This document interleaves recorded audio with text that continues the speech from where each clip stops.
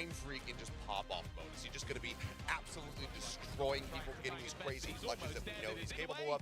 Does something have a hot start, or is it going to take a little bit to try to warm him up? Do we have to wait for that coach intervention to really start getting Paper X rallied?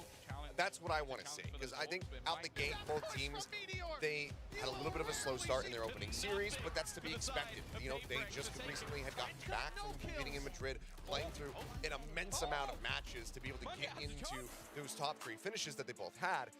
So it was going to take a little bit for them to just get comfortable again back on Korean soil. Yeah, not to mention Forsaken was like just recovering from a bit of an illness as sick. well, but he was like still able to frag out of his mind, getting aces. Yeah, he was MVP with a Cypher on Lotus, but it's Forsaken after all. What I do not want to see from Paper X though is these hero moments. While they're so cool for the highlight reels, we don't want to see any of that, because then it's really hard to, you know, for them to go in too much further when you're relying solely on hero plays. And I don't know, maybe that is part of the Paper X branding.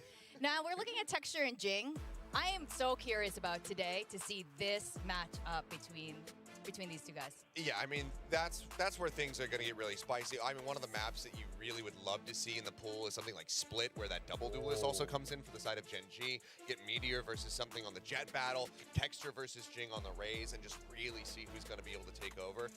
I think that there's so many things that are just tantalizing to think about when it comes down to this matchup, and it's kind of a blessing that it's already the 3rd time we get to see it this year, or no, the 4th time this year, sorry.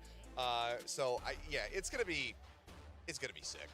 It's gonna be super sick, and I know a lot of people are excited. The stadium's actually full. It's packed to the brim for these two matchups today. Now we're looking at the historical data between these two teams and their map ban picks just for this year. And you can see Paper X is not a fan of Icebox and Breeze, especially early on. I think we saw that kickoff early on in Breeze, and they're like, we're gonna stop playing Breeze. Yeah, I mean, Icebox, I'm thinking of, when I think Paper X Icebox, I think about CTRS coming in and playing Gecko. Way before Gecko was even thought about being meta on that. That's when it was a troll pick. As like a last raw send-off for it. It was like a, why not? Let's try it. And Gen G, on the other hand, loves to ban Sunset. Also, I think, partially inspired by Paper X. Exactly, yeah, you see Paper X play at Sunset, you're like, we're also going to keep banning that. Exactly. They started banning Sunset after that kickoffs game in the group stage where they lost to Paper X. Ever since then, it's a full-on Sunset ban. But that's why today's matchup is going to be so interesting. Map picks are going to determine how this series will go. Okay. They still don't want to play Sunset. Gen G still doesn't want to play Sunset. Paper X doesn't want to play Breeze, and Gen G. Well, not against Gen G. Gen G are picking Lotus into Paper X. Interesting. I would have thought for sure they'd go for Icebox. Yeah. Given that it's open, but Paper X are the ones picking Icebox. Paper X is. Wait, they chose Icebox. This is. Yes. I hope it's not another troll pick, because the last time they picked Icebox, it was a troll pick. I don't know. Look at Alex. It doesn't seem like it's a troll pick, unless he's thinking something in his head with that smile. Does he look like it's a troll pick? Lotus lagi, Cok. Kemarin Lotus mulu. I have Genji. many questions. Gen G are doing the Gen G thing and taking their time, though, with the second ban. No, whoever is tuning in for this match, you're going to have some good stuff happening. They're kind of stunned. They're like, why Icebox? Yeah, that's a big question for me. But also, what do you want to ban here as Gen G? I mean, Paper X, with Jing in the roster, that's not where they've been running like the crazy, triple duels or anything like that on Split, so... Binds, perhaps, like... Showing him the one. Oh, calling time. This isn't a poker table, Alex. Wow. Oh, they went and banned Split. Oh, no Split. Okay. Because maybe, anticipating the triple duelist? Pusing, Alex. Yeah, actually, maybe with Jing, the triple duelist that Euro could be viable. composition that they had, that was something that Gen G struggled with a little bit. But then, you have to ban it. Yes, thank you, Alex. Okay. So bind for the last map. I mean, okay. I think really just depending on how this Icebox looks and what they have ready to go, this feels very heavily weighted towards PRX. Bukannya PRX ini ya. Even with Icebox? Jago banget di. That's what I'm saying. It hinges on that. Because they picked Icebox. Lotus, I think these teams can go blow for blow. The bind, I think, a little bit more yet to be determined for Gen G as far as what their overall strength is going to look like on that map. But Paper X, well enough first on it historically. So if I feel like they have a slight edge here. Yeah. Why are we still on this? Are they like, are you sure about this? I'm picking this Oh, aside. yeah, okay. I thought they were like, you sure this is... But it takes a Your while final because pick. you want to be very careful about which side you start on, especially against a team like PRX. I'm buying, too. That's the thing is, yeah, and Gen G electing to go for attack side first on Vine, so I'm really curious what they're going to have for that. This is going to be interesting. It is worth noting, I should say, that we do have the PRX Oh, I love this so gun up here. It's only, we would have both, but the Korean desk had to take the Gen G one. And we only Oh. have They're one. happy to We only take have that one one. copy of each gun, but these things look so clean. They look really... Yeah, they're great. And they're on display downstairs. Like, Yeah. the Maybe we can fans fire can We them. have, go up Yes. to yeah, the... all 11 teams are on display, but we decided to steal the 2 teams that are playing at any given time and split them amongst the analyst desks. That's right. But it's cool. This is really cool, guys. And if you want to see it up close, you can buy it in Valorant, That's true. the bundle, and In then you Va- can stare at it. What about And the in Gen real G life? one. We have to And the be Gen G. bipartisan here. Absolutely. Which is also a great bundle with the Tiger and everything. Predictions. What's it gonna be? Well, I think this is a healthy mix, and This is I a think very that that's healthy good mix. to see because we have had some pretty landslide predictions in the past couple matches, and I think that this is pretty much the first map that really is a 50-50 at a really high level. So why Gen G? yes, that's the question. I mean, it just I think strictly because of just recency bias. They've been able to best them the most recent times that they scored off against each other. Yes, Jing does come back in, and overall, I think that the team looked good, but I think that they have way more catching up to do compared to Gen G. Both teams just recently got back from travel. Gen G only need to focus on resting for the most part, whereas PRX need to focus on both resting, having Jason not be sick, Yep. and then also, developing, creating new set plays, new strategies that they're going to have coming into these maps. So I think that they have more work to do with way less time. For me, it's kind of like a pure faith pick, but also I feel like PRX is a team that would have tricks up their sleeve, so I'm kind of hoping to see that, but I'm a little bit more curious, for Achilleos. After seeing this map pick, after seeing Icebox coming in, would you, kind of flip-flop a little bit? I mean, the fact that they, don't that they go to Icebox, I think it does lend itself to thinking that PRX have something up their sleeve, that they're going to be doing PRX. something incredible. But I'm still going to go with Gen G. I mean, they've showed their perseverance. I think, again, that Lotus is a little bit of a toss-up. I think it's a bold choice. Okay. But, I want you to finish your statement after we invite Coach Alex up here with us, so With you the can coach. explain By all yourself. Right here. So let's welcome Coach Alex from PRX. Yes, please. Our I was favorite like coach. getting Hello, hello. ready, dude. Hi. We're like- Welcome back. You like the icebox curveball? we Yeah. love it. Was that a troll pick? Like last time you picked it was a troll pick. It wasn't a mistake, That was right? not a troll pick. Like last time, I promised Kla that he's gonna play one game. We practiced for 5 weeks, and then they told us Icebox is leaving the map pool, so we had to pick it. Okay. It's a integrity thing. It's staying in the map pool this Justified. time, just so you know. Yeah. So now it's slightly better prepared. did you know at that time that when he played Gecko there that it was going to end up being the meta on Icebox? No, but I mean, You guys invented Yes. it. Yes. of course. There you go. We're at Gecko, like we You're a love Gecko. genius. I'm- You're so smart. It's not me Uh, actually. It's Kla. It's Claw. Okay. He's actually the one that's created the Gecko meta in the world, right? That's 'Cause true. the He's only only- Gecko main. That's true. PRS. Now, thoughts on Achilleos' Gen G prediction? You know, I'm a superstitious guy, so, and I'm not a stats guy, but I need to know your hit rate. I have to go off the recency, and I think that you guys have had your hands full with needing to reintegrate Jing into the team. One of the things we talked about last time you were on the desk was, can we expect anything new? And the answer was no. We've had 5 days of practice. Yeah, now we have there's not 9. that much time. We have and 9 now. Now it's 9 days. Little bit So better. I'll be curious to see if there are going to be some overarching changes in the comps and strategies and whatnot. But I think that Gen G, it's been a little bit easier for them to just kind of hone in since they got back from For Madrid. Icebox, you mean? Oh, just In generally. general? I mean, they didn't have much time either, like, all of us, we both came back like 1 day apart. So, Yeah. I mean, as far as I'm concerned, if they took a short break, it would have been 9 days of practice as well. So it's quite fair, in fact. I want to ask you about your results in Madrid. Yep. Yeah, you guys got third, which was awesome, but I think you guys seem a little bit unsatisfied with those results too. What were some of the learnings from Madrid against Gen G? Alright. I'm quite satisfied. with Are it. you? Okay, I was mistaken. No, I mean, Madrid. I think we went there a little bit low confidence, we were trying to fix our mindset mostly. So I think getting the third, we managed to get match practice in, get stuff out of the way, like discuss with each other, try to make sure that we are aligned again. I think we took a step in the right direction there. So as far as I'm concerned, very satisfied for whatever happened in Madrid. Do you think Gen G's improved since Madrid, based on the performance you saw last week? Yeah, you can already see them adding things in their Lotus. In Madrid, some teams are using specific Viper mollies to control A main from defense side. As soon as they came back, I can see their molly in their game against Talon, so I know they're actually still working the map pool. And I think if they pick Lotus against us, I think they know that that's their strongest map. I am a little bit curious about Lotus, but I do think that picking Icebox is like 200 IQ genius move. But if there is anything to watch out for Gen G, like what would you say that is? Like what's their On strongest Icebox or thing? in general? In general. I mean, they're coming off like full confidence, you know. Sure, you lose the finals, but I thought it was very, very close. You know, it could have gone either way. It's enough to give you the boost you need, you know, to say, okay, I'm coming back to my region. The game should be easier, and we've beaten PRX twice, you know. So I think we're gonna play against a very confident Gen G, and I'm hoping that we fight them, you know. I hope there's gonna happen like a brawl. I have one last question. This is actually for both of you. Another one. no. How's your day going? Well, it's going great. Oh, good. Yeah, Did it you did eat go the great for snacks? both of us. Just wanted to Good, catch good, up. good. Make sure everyone's just vibing. So far, so Yeah. good. So far, so good. Doing good? Any stress eating so far today? Stress eating? Yeah. No.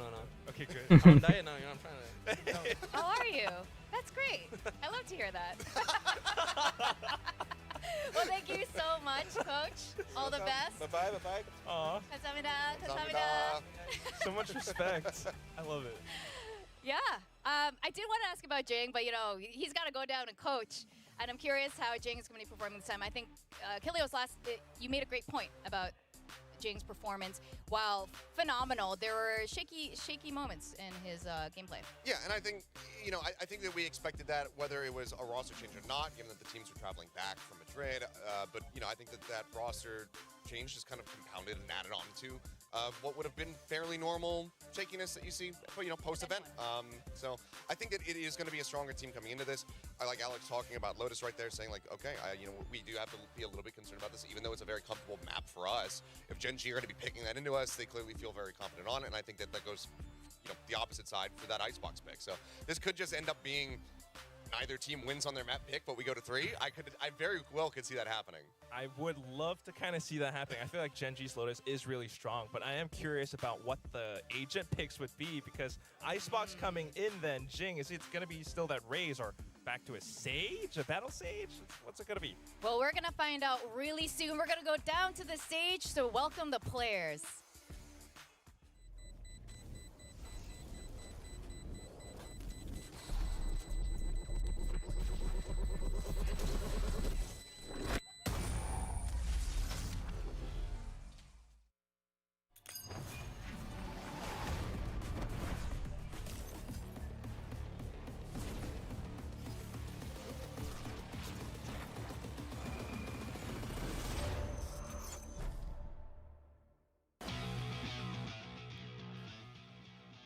It's the rematch, the pride of Pacific, Gen G and PRX, 2 teams that were at the top 3 of the world recently at Masters Madrid. But another side to the story is PRX going through the never-ending Korean gauntlet to try to buy back the hearts of the Korean fans once again here in Seoul. My name is William, joined by Paper Thin, and we'll be bringing you this first match of the night. And boy, what a way to start. No, I mean, this is to have had marked on your calendars once you saw the Stage 1 schedule come out. Obviously, this could be another rematch coming into our Stage 1 finals. You know, today could just very well be like what the semifinals could be. Yeah. I mean, like, it's such an exciting day overall. So, like, you want to see some interesting stuff here from both teams. I would Jing back. It's going to be interesting with PRX pretty much no matter what. Yeah, and that's the interesting part here is that this Gen G squad, obviously individually they've done it before, but as a team, they've actually never played against the Jing version of PRX, right? They never met each other during the off season, and now they'll have to go through this new iteration. So I'm really curious, how does that affect Gen G? And of course, how does it affect PRX, as the desk was discussing that? But now it's time to see how all the players are looking. Getting ready for their match today, trying to get a couple more championship points, and of course, leading their group to try to secure their spot into the playoffs. First up, it's going to be Gen G, of course, followed by their nemesis now in Pacific, PRX. Yeah, I mean, it's a great storyline coming into this year with the way that already both of these teams have had to square up against each other multiple times, including at Masters Madrid. So this is really, really interesting. You know, as PRX, going back to what worked for them previously last year when they got second at Champs with Jing in the lineup, you know, it's going to be really exciting. It's going to be high-octane gameplay for sure.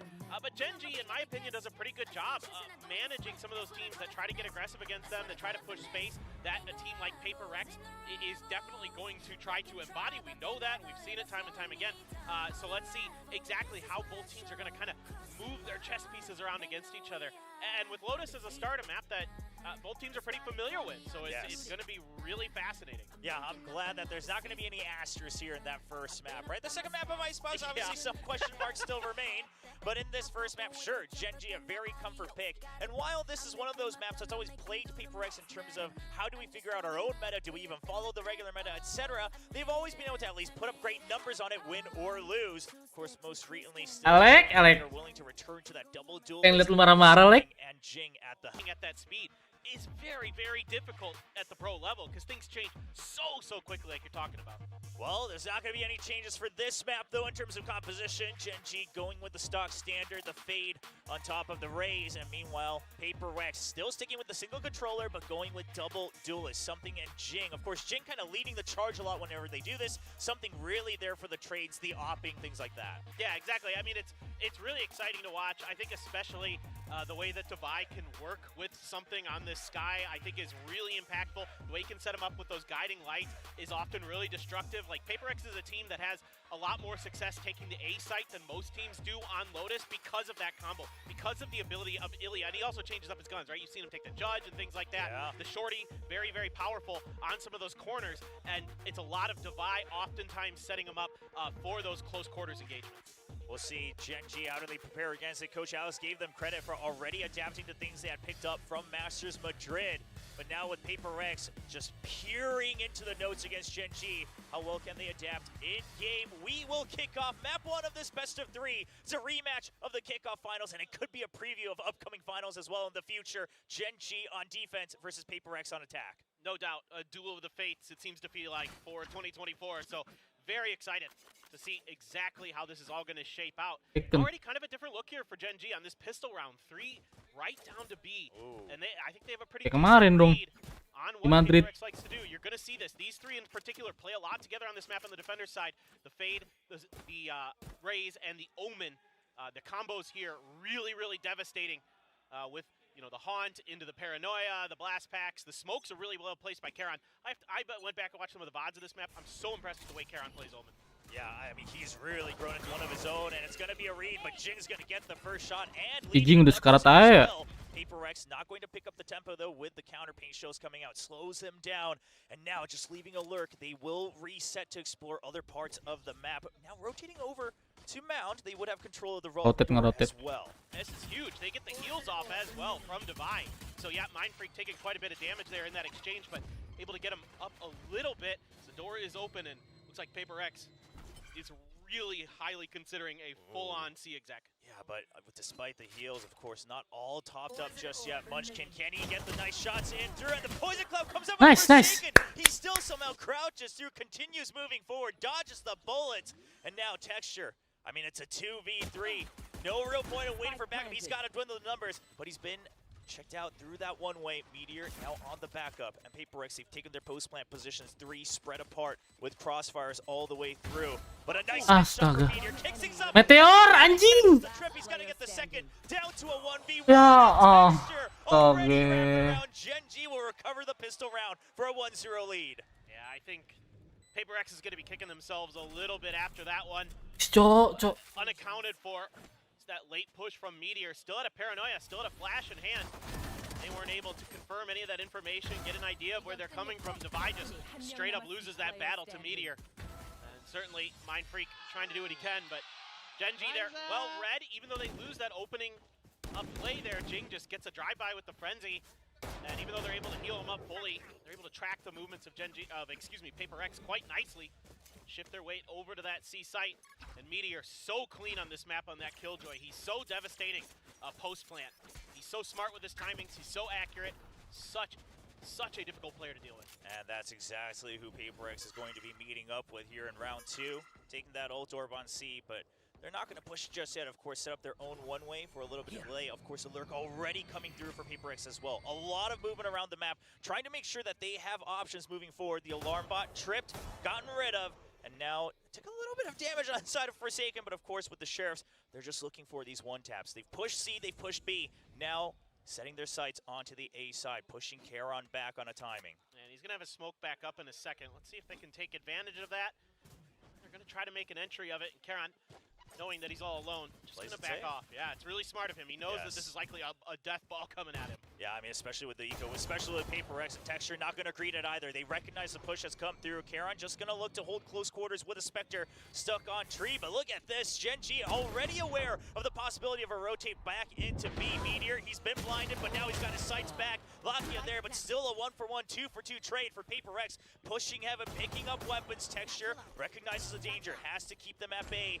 Now it's all three members of Gen G pinching on the site. Charon takes care of one. The double of PRX stuck on heaven. Texture just keeping them at bay until his teammates are able to pinch in. Defy gets a kill on the drop. Charon hoping for backup from Texture, and they'll both get a kill each at the same time, recovering the anti-eco. Yeah, great patience at the end from Gen G.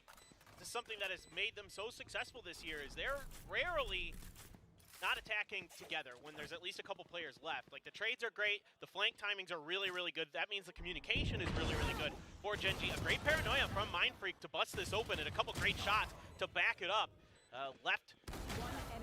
Meteor very uncomfortable there. Charon there working that Spectre very nicely against the Guardian, not giving it really much opportunity to find an easy headshot from that angle. So well played by him, buying time as well. So very nice for Gen G. So they get the expected win, but still a decent amount of damage done here by PRX. Leaves it on only a couple Guardians, some Ghost and 2 Sheriffs. Yeah, I mean, you lost a Bulldog and a Guardian, right? Bought triple Guardians there to try to really snowball things forward as both teams trying to have a bit of a skirmish to control Rubber. It's going to be a late delay from Gen G. Gila, A lot tekstur. of teams adjusting to this. It's going to be a high low from Charon as well. All the util masking the sound. And that is Rubble taken over. No weapons dropped on the side of Gen G. Just said upgrades coming through, but Forsaken. Nice, nice.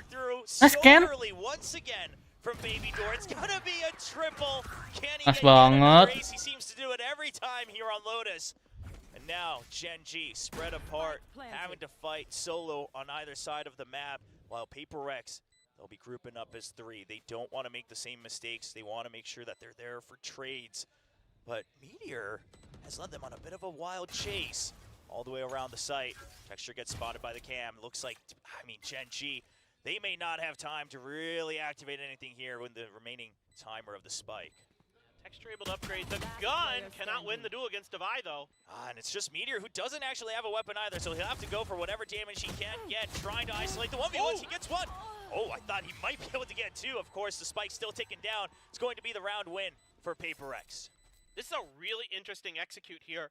Not an execute, like a space take for Gen G, let's put it that way.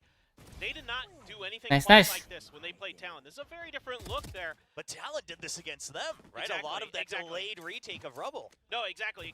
So this was like something they weren't really doing, and the combos they used here are a little bit different. Charon was rarely getting up on top of Rubble. It's usually allowing Texture to work the backside of Rubble, while Charon smokes for him and paranoias for him, and then the Fade is there to grab a haunt to try to get a reveal for Texture. Very different look. This is much more like what they usually do on these takes. You can see a Boombot this time to clear that space. Really well read here by PRX. This was something Talon never really addressed, and Charon's going to go to try to get up top again. PRX doesn't want to mess with this right now. They're going to wait things out, spread the map a bit. Tries to Thank you. That's nice. I mean, Munchkin recognizing Gila, that something. really have an exit, want to get close to one side or the other, but he will be picked off. That forces Gen G to reinforce their B site, and that's just going to leave something here as a distraction on the side of PRX. They'll even open the door to make sure that backup does not arrive onto the C site. Meteor, can he hold on to this alone? But it's going to be a perfect paranoia, and he's been surrounded. He's just trying to stay alive, but it's too many Nice! members. And now the flood of Gen G that used to be so perfect has been broken apart into just a couple drops.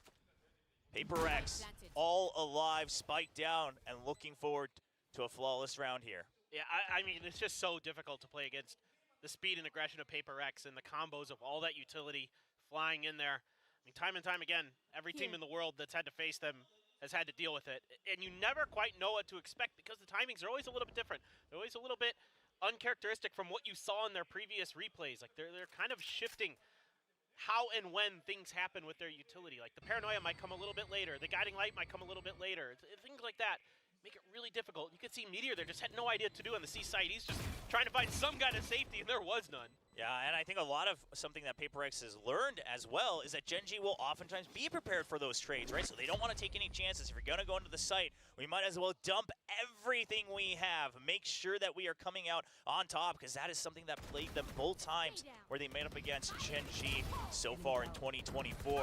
Take a look at some of these replays as they just barrel into the C site. Now, as we see the adjustments coming in on both sides, it's going to be Gen G who's going to be lacking the credits. We'll still have a couple of rifles. They're going to force up to a certain extent, just towing that line for a half armor buy, and of course a Marshal for Meteor. And we're not going to see any of the Ulticom line as Texture, of course, already sent to Showstopper. Never count out Meteor with a Marshal. He's one of the best in the business with that gun. The deeper paint shells this time, no space taken off of it, just trying to bully them away a little bit, although the cam did go up here for PaperX, so they know that they can push a little bit further. They could take advantage of this site, which maybe Gen G is expecting them to have backed off a little bit. Now, Forsaken over towards B as well. Really important here. I mean, PaperX, they recognize that if no one's pushing Rubble after that utility, somewhere else there has to be more info, and they're going to start to combat for that space, and Forsaken is going to have a great time to take over B side as the rest of the main force is starting to pressure A, drawing out a lot of utility from the defending team. During this, Forsaken on the minimap, checking out the entry points into B. Will he have a timing? Meteor has his eyes set, but PaperX, they just want to pinch in. They realize with the number of utility flying into A, it's going to be a safe bet. Now Jin going all the way far back, perhaps way too far ahead of his team. No backup there. A rifle dropped for Gen G to pick up. This could be a bit danger. PaperX recognizing that, they'll start to push out. That was tough there for Jing. Couldn't quite get his aim under control. Maybe seeing a little bit of that rust on him. Gen G realign for this retake. 3 gonna pressure Forsaken here. They've got a crossfire set up. Yeah, it looks like Gen G, they just want to make sure that they're able to pick up a couple more weapons before they go in. And look at that, a triple peak. High low crouch as well, but now it's back to a double from the side of PaperX. They're not letting this go yet. Creep will spray down the remaining members. And Texture all alone with a Sheriff. Can't make the magic happen this time. PaperX will be taking over the lead, 3-2. I mean, Mindfreak looking really sharp here today on this Omen. Not only with his utility, but his shooting. Crisp as heck. 7 kills so far for him. Showstopper for Jing. A little bit whiffy, but you know, Jing just taking a little bit to get into it. We've already seen that after a couple maps. He felt pretty comfortable in the first go-around against T1, so certainly expect him to pick up the pace. And are we going to see one of those quintessential off-the-rip fast hits from PaperX? The double satchel, yeah, exactly. The double satchel into the Showstopper. Definitely something to be considered for Gen G for sure. Yeah, PaperX, they've already taken him out. They're not masking any sound here. It looks like they're going to be ready for a boombot sent as well, trying to make sure that Meteor cannot combat this. He doesn't have much to work with. All his Yuto already taken down, but it's Karon here for backup. Munchkin as well, opening the door. Nice. Back upon. Mindfreak is just continuing the spree as he takes one down, and that opens up a timing here for PaperX to enter the site. Meteor, can he hold on to it? No, the flash is too good. The paint shells will keep him tied up, and the Showstopper will make sure no one else from Gen G can approach as Karon eventually gets taken down from the lurk of Forsaken as well. Forsaken didn't have his gun out, and still Karon couldn't quite get him in time. So tricky to deal with. The Showstopper comes out, and Forsaken's already lurking on your back line. Ooh, the dig through the wall there by Texture. Doing some damage, but there's just so much to get through, and you don't have much space to work with. Timing will still be able to fire back against Jing, but a lot of that timer's already run down. The spike ticking away. They're still gonna go for a Prowler on pressure for Texture to run in, seemingly wanting to take advantage of that low health on the ding. And it's going to Texture, he lands just onto the tripwire, and at this point, Lakia, he doesn't have a way out either, just trying to fight for his life, making sure that they do not chase. And it's just the lone Vandal saved up. Kejar. On the hunt. Kejar. He just has to try to go for a run and gun, but will not greed for it either. Stabilizes at a 4-2. Yeah, it's really interesting because normally you expect PaperX to kind of just come at you off the rip, you know, when Jing's got a Showstopper and things like that, but they're slower with it. They're not quiet about it because the footsteps were being given away. It's almost like PaperX is trying to bait out Gen G a little bit to see what their reactions are going to be here early, to see what they can get away with. And when that double door opens, Mindfreak is so crisp right now. He's just ready for it. Gets one, does a ton of damage to another. and then Jing able to perfectly place his paint shells, use that showstopper to push them towards Forsaken. Forsaken a little bit lucky to get away with his kill on Charon, but still the ideas for PaperX are really, really good right now. Yeah, just a lot of adjustment, having learned from their previous matchups, understanding that Gen G will always have a plan to provide backup. If not, the site's going to be left empty, right? They had things like the lockdown, so PaperX not wanting to take any chances of dumping things into the void and then getting flooded upon. Really understanding the habits of Gen G, and I think this is one of those maps where Gen G is starting to get tested all the way to their limits. How much deeper does your kind of baseline fundamental playbook go, right? It's not about the set plays anymore, it's about how you're adjusting to the tempo of the opponents. We'll have to see how much their homework has been done as we take a look at round 7. The Econ once again quite broken on the side of Gen G, just the lone Vandal carried over, and Meteor will be relying on a trusty old Marshall once again up on the other side for something. And these wins are so huge for PaperX because they keep those ults in a weird cycle. They're not able to really get those down and start cycling them back again. So you're just, essentially eating through ult orbs that you would love to have. Instead, they're not able to really get like the Nightfall there, the lockdown as well in play in that previous round. Able to find any availability to use them. That works so nicely in PaperX's favor. And by the way, this is a map where both teams are really good on their defender side usually. Gen G has been really stalwart in their defense on this. Now they're going to overstack C, kind of expecting that this has been where PaperX feels like they have a good read onto Meteor and his positionings.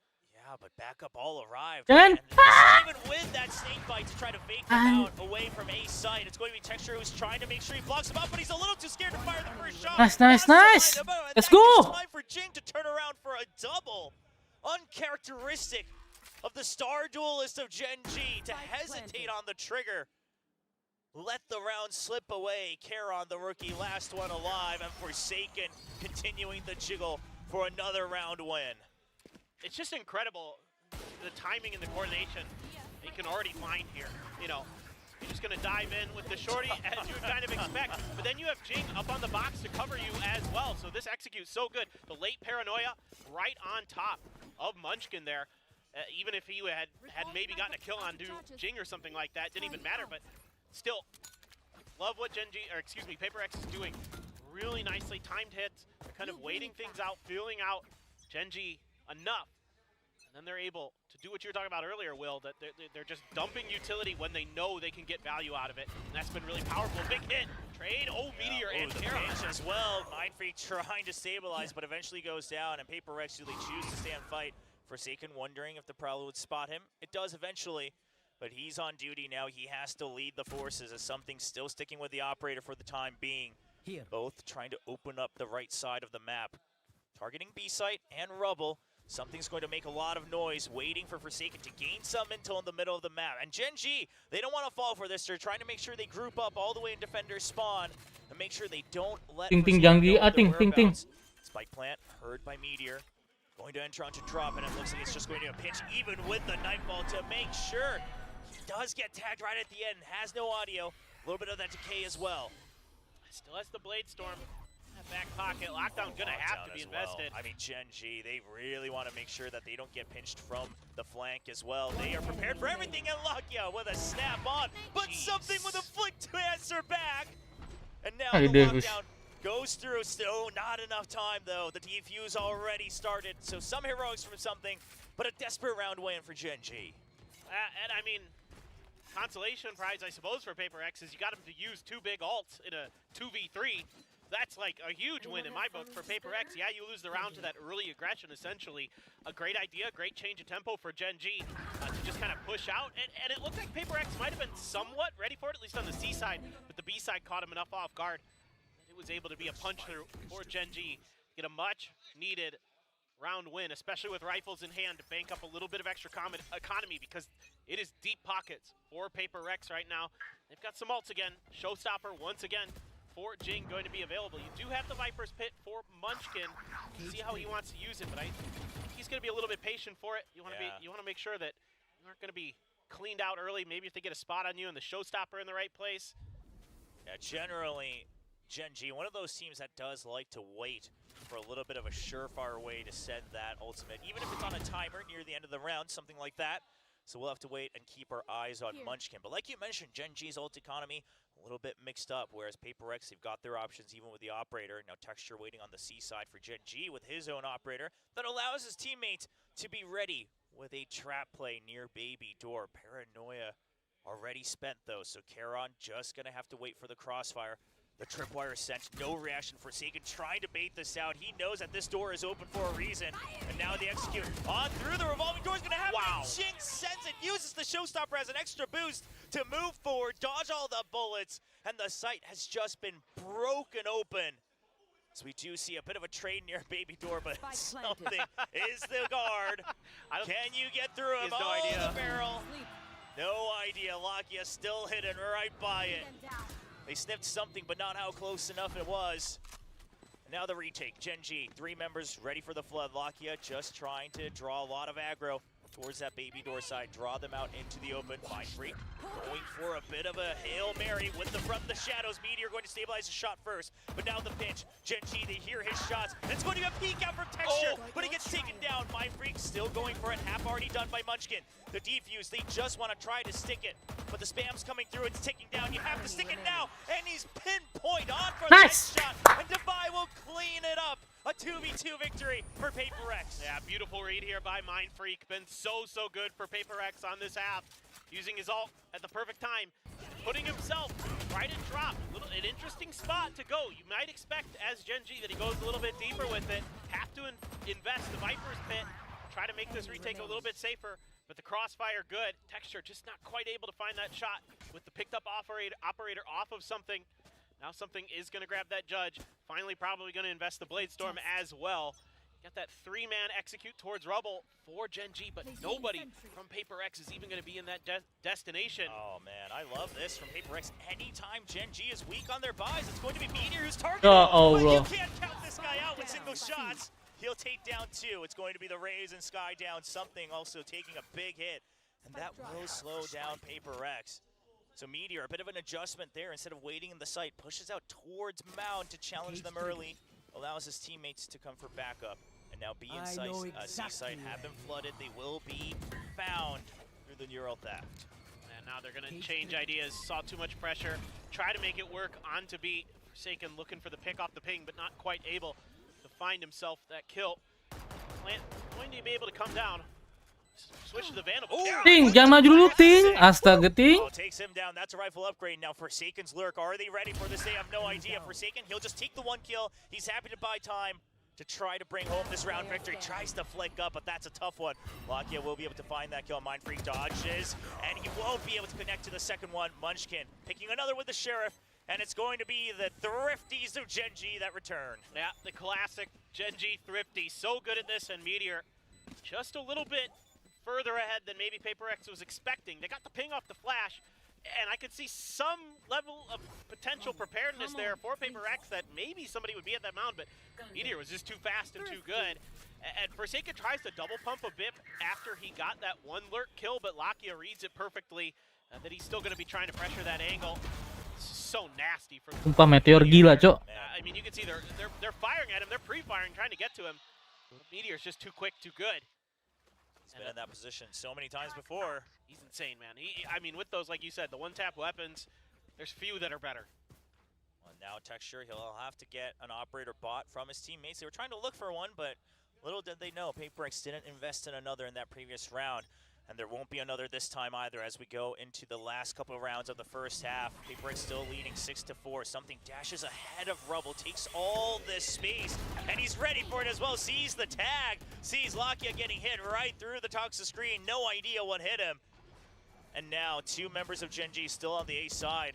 But a lot of risk, tries to take the shot, but he's a little too late, only hits the Trailblazer. And another swing out, but Texture, good for another. Oh, that's going to be the double blast back. Completely Nice. draws the crosshair away. And Paper X seems to have good control of this A site once again. The reaction protocols from Paper X are so good. Right on the back of that Trailblazer to try to set something up. Yeah, he dies, but immediately Jing satchels past the operator, knowing that he's stuck in place without using satchels of his own to get out. There's no quick out for Texture there, and Jing and Forsaken take perfect advantage of it. Yeah, I mean, it's just absolutely an honest moment of, was it a bird, was it a plane? No, it was Jing. But by the time he figured that one out, Texture was down and out. Now it's going to be the 7th round win for PRX. Finally bringing some good old meta balance to the attacking and defending win rates to Pacific.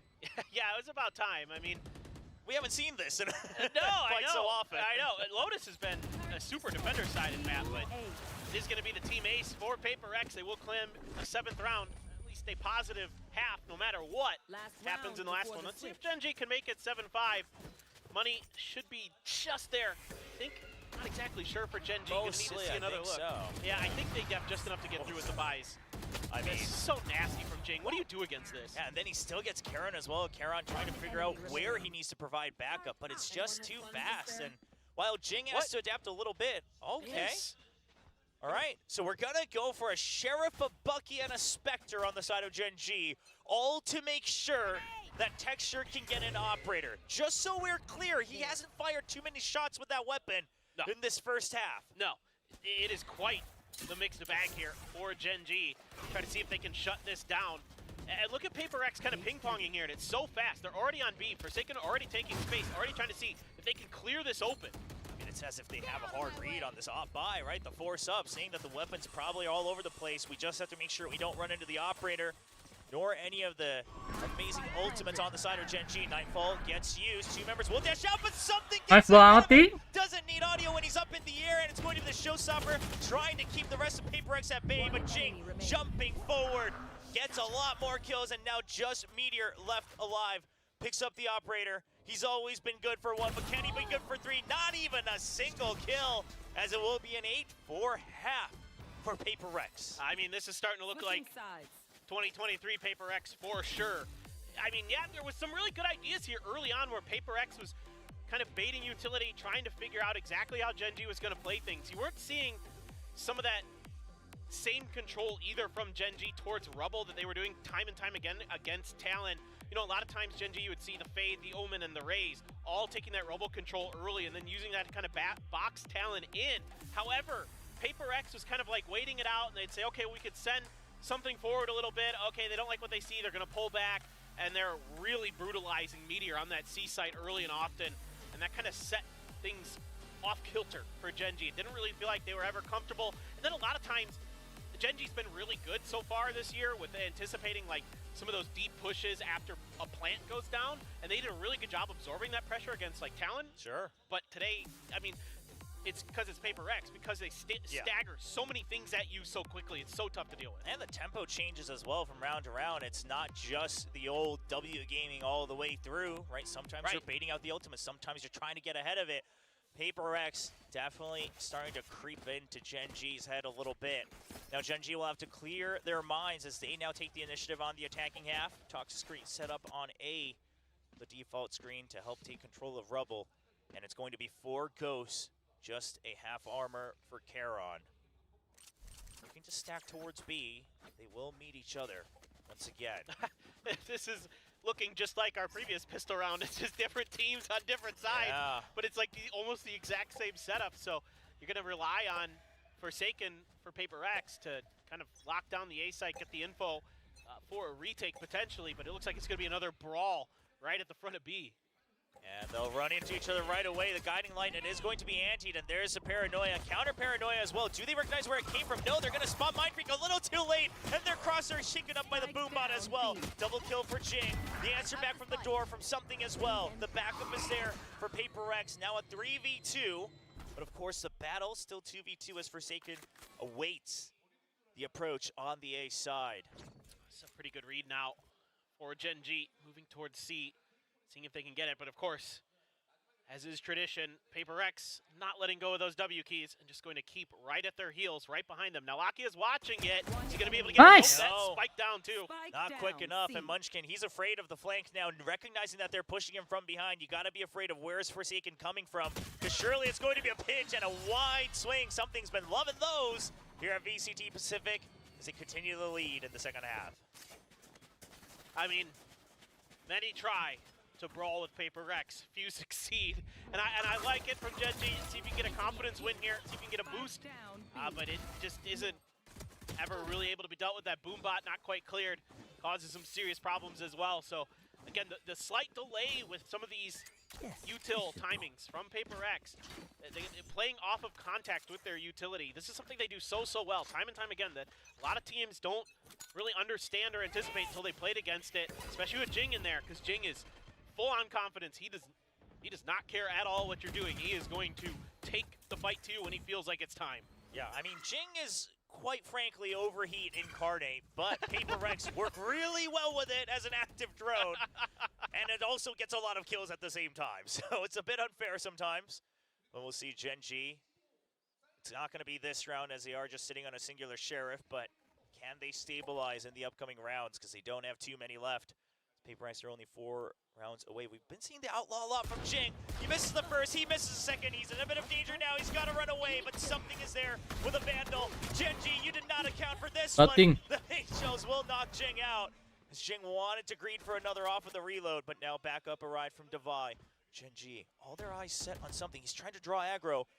But it's going to be Meteor who's just checking. There's the jump peek, but it's going to be Devi who swings out first. And now just trying to spray down the close members. The classic comes into play as well. And Devi doesn't need the PRX buff. He'll just get the kills himself alongside Mindfreak.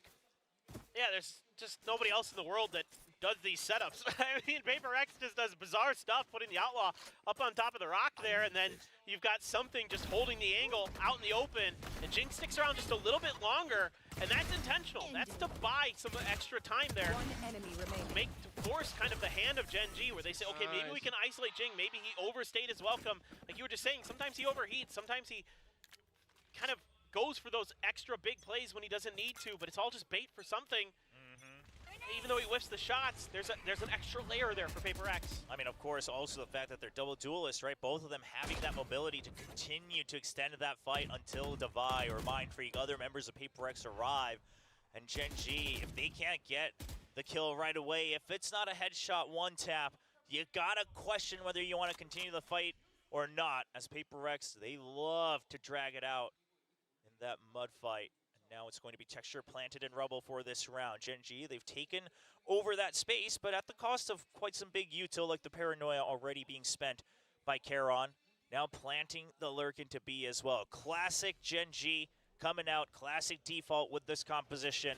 Spread out the lurks across the map, see if you get a reaction. Now at 50 seconds, they still haven't cleared the Cypher setup though on C. That's going to be their next obstacle. Yeah, it's going to be the kind of go signal for PRX to start pushing the rest of the map. I like what PRX did here. Really tried to hide their setup. Stunned. Oh, they got him. Trying to creep forward, but it's just not enough, and something clears that. And Gen G, they wanted to rotate back. They wanted to plant something in C, but now they'll have to just start to walk in and clear all these traps. They have no idea where Forsaken might be. They're creeping forward. They thankfully will clear out the Cypher, and now taking over the site. It's going to be a quick surround by PRX. Revolving door and something now from Defender Spawn as well. Trying to clear the angles. He draws the side of one, and that's going to be the cue for the rest of the team to start pinching it forward. Devi trying to draw aggro, but he goes down. Now a 2v2. Gen G, can they win the duels? It's going to be Munchkin who wins one. Now a 2v1. Mindfreak, he gets one. Can he get the second? The spray down not quite landing. And Munchkin finally gets one more on the board for Gen G. He almost had that.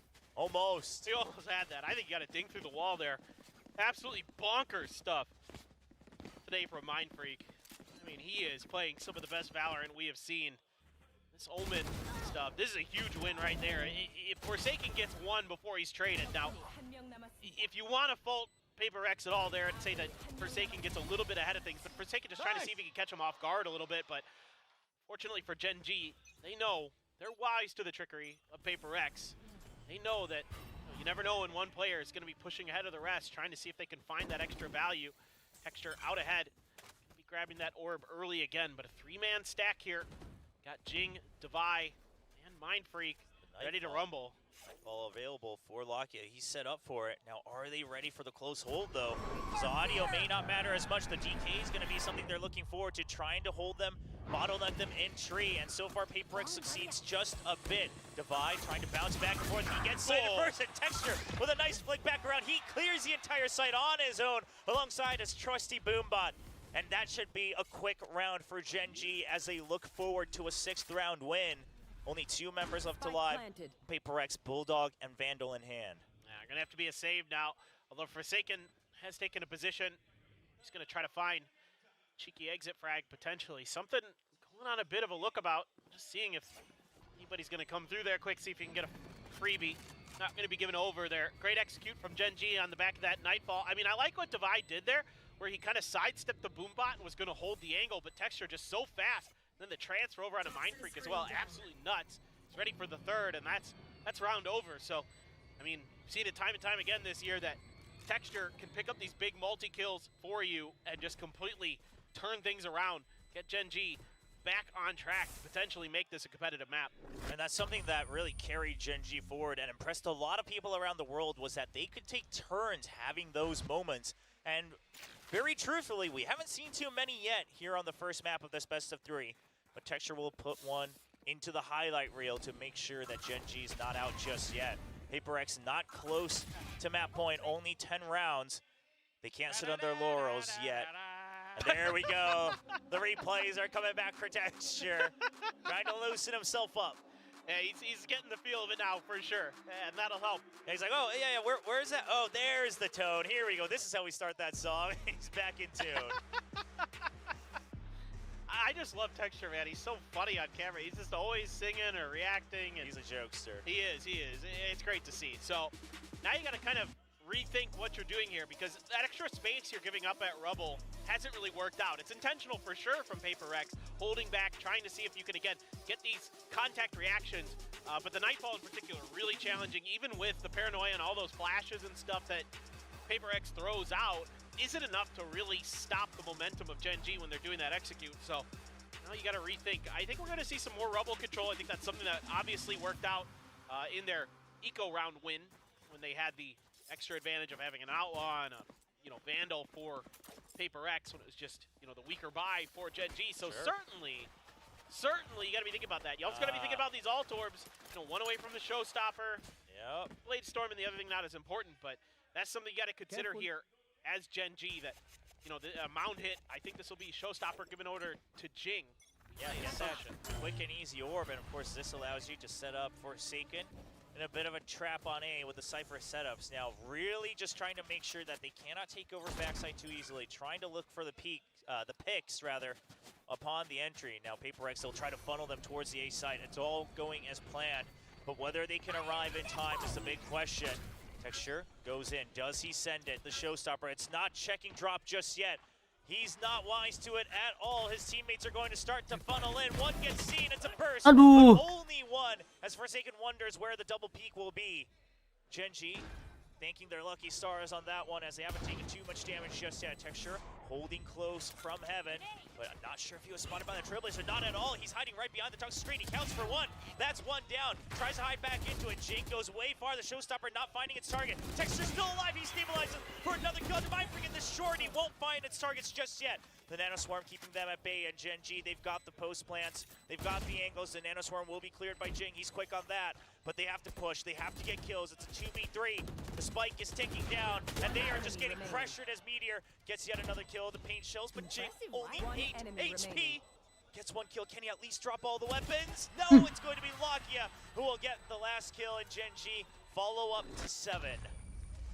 I mean, this is, again, Texture with just positioning this time. Not just great entry, great gunplay, but just a positioning thing that isn't accounted for.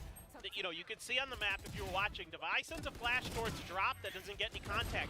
So then they throw the Trailblazer, but does not see Texture. They're trying to set up Jing to find that player that's a little too close that he can blast back into, get that free pick onto the Flood retake.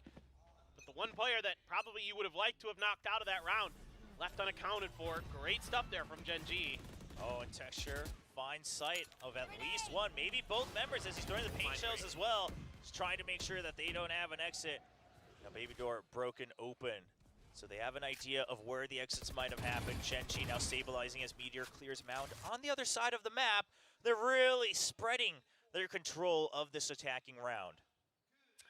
Forsaken, though, just waiting for contact off those tripwires. It looks like camera on the other side, but instead, it's all towards C. Yeah, but I love that from Devi, right? They're aware that Gen G could rotate to either side, so on a time, he sends a Trailblazer. That brings Jing over just in time before the execute happens. Is 3 going to be enough for PRX, as we do see the spray coming in through the smoke. Nobody close. They still haven't cleared the second trip, but it's going to be something that draws the aggro first. Forsaken good for a double. Jing still alive on the site. Something trying to bounce back out as Jing flies Aduh. He's just going in through aim training as all Udah, these tekstur nggak jelas, targets Cok. fly at him.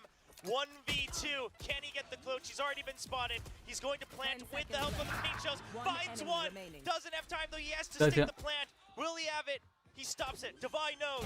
And he goes for the Nggak peak. jelas. Texture with the ace. And once again, he drags Shenji out from the depths of hell in this. Jelas, nggak jelas. What are you supposed to do against that? That's unfair. He's just insane. PRX does so many of the right things here. Forsaken, something, Jing, all there to try to cover for this.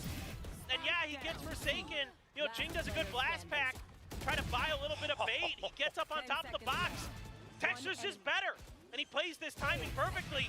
Divide, you know, you kind of have to think that Divide might be trying to push you with the timing after that. Of course, he's fired up. I mean, you see Lakia's face there too. His teammates can't believe it either. I mean, yes, he's your star player, but this is not normally Texture. And then he just chuckles it off. Just another round, just another day for the Korean duelist on Gen G. Mind-blowing. I mean, the way he plays that time at the end of it too, just absolutely brilliant. You can see Devi a little bit befuddled, not maybe expecting that last repeat, maybe not quite reading the time situation as well as he could. Maybe rethinking that one, but you know, you want to try to push him, but there just isn't enough space there. When he starts planting right before that 4 second, right? It takes 4 seconds to plant the spike.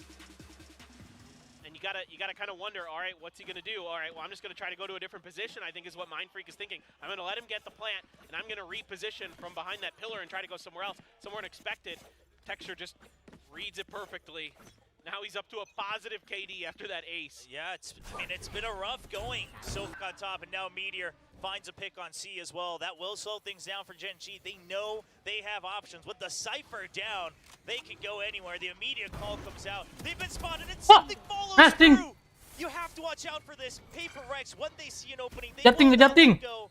They will drag you back. But Meteor says, mati, "Welcome right into my arms."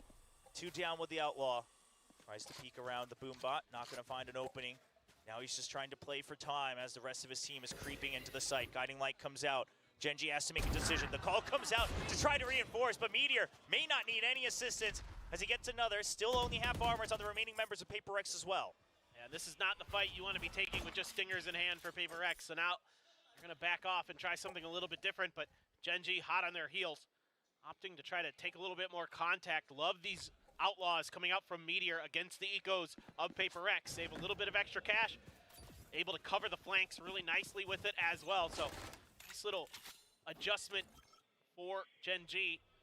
And it has caused PRX quite a bit of grief. 30 seconds left. This is just so good. They know that the Cypher was gone from C site, but instead of waiting to see if the rotates have already happened, you don't know if PRX is split or not. They decided to just deathball it into the site, playing with the advantage of numbers. 3 inside tree, Meteor holding from afar next to Rubble. Mindfree will try to cause a bit of a ruckus with the Shrouded Step. They definitely heard it through the wall, but are they aware of where he might have landed? He won't get a reaction. Gen G, they are just patient. They know they are so close to trying to tie this up. On Lotus, their map pick. This best of 3 in stage 1.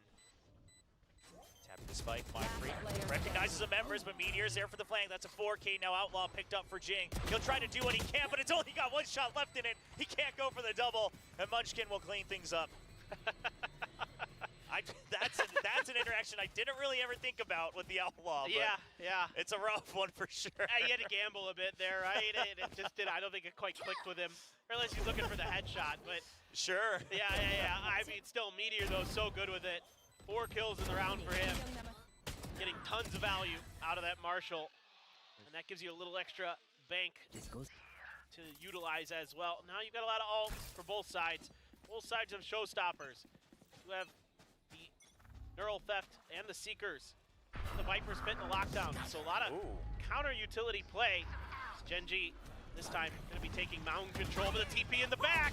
Paranoia out, but he's not going to land the shot. Devi will stop it, and that should stop Nice, the Jing. advance from PRX. Nice, Jing. As Jing will will slow things down just enough for something. He's thinking about peeking out of this revolving door. Off of the guiding light as well. The team comms are right back in form for PRX as they will get another round. And I do just want to let Achilles know on the desk that PRX finally got a round back once they bought the Odin. So, you know, I don't know. Causation, correlation, not quite sure where it lands, but it's there.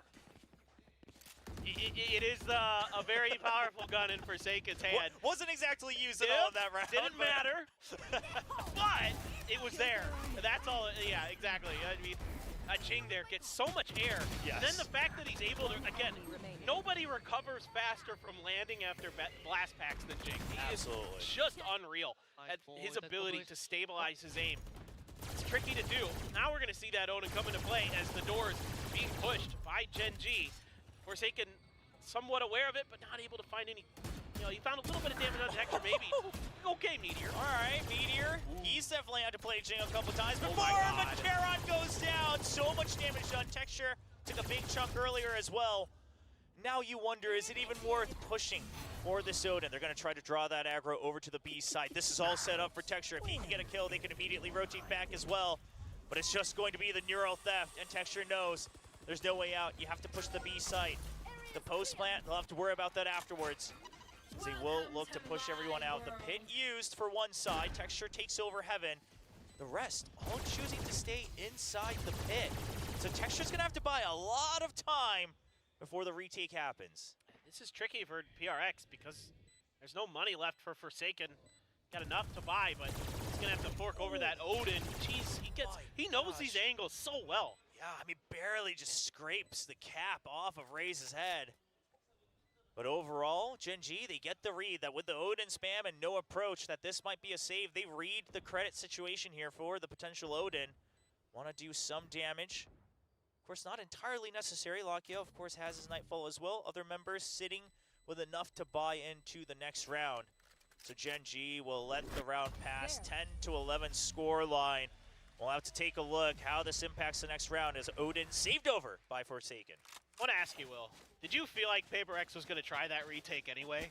Like, did you have it in the back of your mind? You know, yeah, somewhere in my mind. Until I really saw Mindfreak really sit at the other edge of that map, I'm like, well, they might. Yeah, yeah. It's in your mind, right? I mean, because they've done things where it's just Forsaken spamming and everyone sprints across, masking their audio. Like, they've done some crazy things with weapons they shouldn't have. So Exactly. You can never count them out, and I think that's why Gen G was a little cautious. But now, round 22, this is going to be the big one.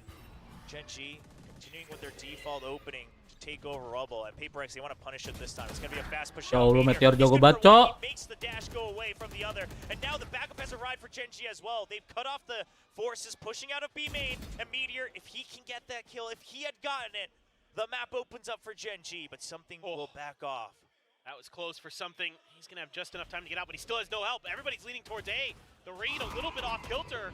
Finally, with that Prowler coming through, now they're starting to shift back over, and it's immediate change in direction from Gen G. They're working the map so nicely. Yes, still a full minute as well. Now, the big benefit is, of course, Cypher set up on A, and Mindfreak understands he can't give up too much space on B main. They need to get that information nice and early.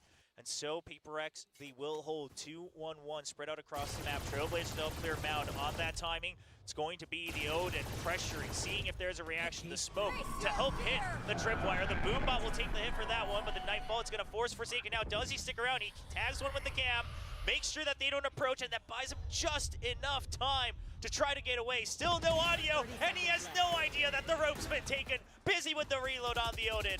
Mindfreak takes over drop. Spike already planted though, and Gen G set up for the post plant. Texture with a bit of a curveball, the wild card. Something might have seen him because he catches the barrel, chases him down, and immediately swivels for a second headshot. And now it's just going to be Meteor and Munchkin. 2v2, but the health not on their side. Nanoswarm buying time. The second one has to be launched right away. It's a lot of time bought. They couldn't clear it in time. Half not done. Now switching up that position, trying to push it. They actually just get it with the spray, and if Munchkin can't get it, it's going to be Meteor, who's just buying time. Still enough for Mindfreak. He tries to turn away, but Munchkin finds a sliver of an angle. They are tied up 11-11 after what seemed an insurmountable 10-4 lead for PRX. Yeah, I mean, PRX Kalah lagi kayak ini guys ya. to see if they can win some of those duels, but it's actually Meteor the sidestep, something with an impressive double. But still, Gen G able to get into those post-plant positions, hold those angles just long enough. Trying to play a little bit of game of tap the spike and dance around his Paper X, and it doesn't really fool Gen G too much at all, but it's all that early game kind of anticipation of the pressure, dealing with it, and working the map nicely. Here we go, fast hit, now out the open, and just right through the screen for Texture to pick up a triple. Paper X, they tried to adjust, and Mindfreak's holding on for dear life. If he gets a third, it's a totally different story. Now a 1v2 for Forsaken. Can he do it when Paper X needs it most? The setup all the way on C site, but the lurk from Meteor, it's faster than Forsaken might expect. Belakang, He has no idea, and it's going to be the kill. 12-11 map point for Gen G as the crowd goes wild in Seoul. I mean, again, Paper X tries to challenge a little bit sooner than they have been on this Rebel take. The Texture is so ready for it. He gets enough comfort with that initial hit, and no real bothering by the utility there. He gets ahead of the Sky Flash. The reveal from Lockie is so good, and then Mindfreak gets even deeper than Gen G's ready for, so he picks up 3 huge kills, but still the round win comes from Gen G, so it's either going to be map Gen G or overtime forced by Paper X. This attacker side for both teams has been really good, but so far Gen G's maybe just slightly better, especially with this showstopper coming into Texture's hands. Yeah, and they know Paper X, they failed the fight on Rebel the previous round, so Gen G just calling them out on it, trying to pressure it once again. Takes the orb as well, sees if there's a reaction. It's a classic setup, and Paper X, they might have to go for a bit of a Hail Mary here. Just make sure that you stick to your guns and say that Gen G, they will try to push and pull us, but they are set up on Rebel. That's the current call for Paper X. And now you're worried about some kind of counter trap developed by Paper X in between rounds on this A side. I think something's looking potentially to get not just a pick, but maybe get an orb as well. Get that Blade Storm going. Nice clear on the side of Mound, though. So now Paper X, they know for certain as his door is open that it's going to be an A hit. Forsaken, does he look for a timing? He creeps in. He hears the Cypher Cage, but that's just bait from Munchkin. The absolute 200 IQ play baits out the Cypher. Jing trades for something, but they've already lost quite a few. Divide trying to clear the site. Spike still not planted. The showstopper will have to be used by Texture to make sure they have enough time. 3v2 for Gen G. Munchkin holding from afar by Rubble. Tries to cover their bases. The showstopper sent to cover drop. Now Spike planted. Mindfreak, does he use the toxic screen against them? The smoke to see if there's a peek, but not quite just yet. Drop going to be filled up by Jing. It's going to be a pinch from Paper X. Mindfreak's creeping up, but the barrel shows as Lakia turns his head. Texture gets the kill onto Jing, and Mindfreak knows he has to get it, but not in time. And the IGL of Gen G will close out an insane 13-11 map on Lotus. It's unbelievable. And the comeback here from Gen G, it's that determination they've had all year, that never give up attitude. So many of their games have gone to 3 maps. They've gone the distance. They have played an insane amount of games already here in 2024. You can see that they are not breaking. They are holding fast. They are holding firm. Attacker side for both teams really good. Something I want to mention, it's been the defender side actually on this map that's been really kind of their bread and butter this year so far, but both teams having some great adaptations. Absolutely. Paper X came out swinging with a lot of new ideas, with a lot of good reads, but they ran out of steam near the end, and we'll have the analyst desk coming on to the show to break down the action a little bit further.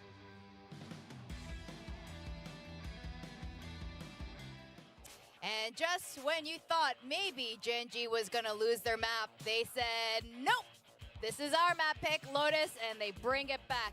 But it didn't look like it was going to be that way. It looked really dominant in the first half. I think like all of Wars fought with deception, and Forsaken was a shadow. Like the way he was lurking around, Gen G, sometimes they just wouldn't expect him. And when they do expect him, he's on another part of the map, and it's just so confusing for them. It was an incredible run back. It felt like the insanity of that Texture ace, which was effectively a 1v5, is what really cemented it. I will say though, for William, who is making a bit of a note towards me on the cast, and I'm saying this because he's walking past at the moment. They were looking good with the Odin, but I seem to recall that Gen G didn't use the Odin too much, and they happened to win this map. So Maybe the Odin just causes you to lose. I don't know what it is. But this was a hell of a banger opener. And if this is what we can expect from Icebox as well, with the confidence of PRX to pick that map coming in, oh boy, it's going to be one hell of a series. Yeah, both of these teams definitely did not let us down. 12 first kills on both sides, and I think you're right, Achilleos. The moment Texture got that insane kill, everything started to turn around. That's when you start to see Gen G's confidence. Coach Alex was saying that just now. Once Gen G gets that confidence, that's actually the most unstoppable thing about them. Ridiculously, yeah. I mean, it's that confidence for sure. I mean, at the start, you know, they were starting to struggle a little bit. PaperX started to push out against them. PaperX won the pistol at the start of the second half. But slowly, Gen G started to, you know, switch up the pace a little bit. They got information with Lakia. Texture started to go in for, you know, those triple kill rounds. There was that one specific round where he got a triple kill onto A's site off of Lakia's information and support, and then the entirety of PaperX couldn't retake anymore. After that, Gen G started to pick up momentum, and that's where the confidence starts to build up. Yeah, I mean, the turnaround from Texture began after, you know, in kills to where he ended up is absolutely insane. It was just, yeah, it was just a crazy turnaround from him, but Meteor consistent the whole way throughout. It felt like Meteor and Lakia were really the ones like holding on by a thread. We weren't seeing that impact from Charon, from Munchkin, from Texture at all that we're really used to seeing in that first half. But I think that, yeah, that rallying cry from the Texture Ace is what really just got everybody on the same page. But I gotta say, solid efforts to Mind Freak, because good God, from the whole map across, he was absolutely on point. Yeah, he's consistently getting kills and just kind of anchoring down a lot of spots. Sometimes even in those clutch situations like that one that we just saw, he's able to pick up a couple of multi-kills here and there too, just to bring his team back from the brink. And that really gives them the even odds that PaperX needs to sneak away with these rounds sometimes. The only thing is just that, you know, although everyone from PaperX was chipping in, we didn't quite see that same kind of like in flow state highlight performance from, you know, someone that we expect, like perhaps Jing, for example. There were great entries, there were great performances, great team plays, but nothing quite as like magical or as highlight worthy as what Texture did. Yeah, and I mean, again, I think that that's just something that's going to take a little bit more time for PaperX to get back into that flow state, get back to having just the hive mind gameplay that we were seeing from them so consistently throughout last year. And I think that that's perfectly fine. All ready for them to come in, and then, you know, Alex, he was saying that, you know, okay, it's 9 days for both teams to widely get prepped. He thinks that it's mostly even. I do kind of disagree, just given that Gen G didn't undergo any changes. It was just them going to the event, playing with this 5-man core, and then coming back and practicing straight up with this one. So I still would give them the edge in preparation for that. So for PaperX to still make that as close of an opening map as it was, I think is a clear indication that PaperX is back. They are going to be one of the teams contending to be top dog here in Pacific once again. But is it going to be enough for them to win this series, though? I think that's the biggest question on all our minds. I'm still like a little bit bummed out from this first map loss. Well, if anything, I think Gen G gave PaperX a taste of their own medicine. You know, coming back with a hero play like that and this turning things around when everything falls into sync, becoming their own version of their hive mind. And I know Mind Freak definitely has a girlfriend buff right now. She's here in the audience. Yeah, you can see her with Auntie Jing's mom. Now, Icebox.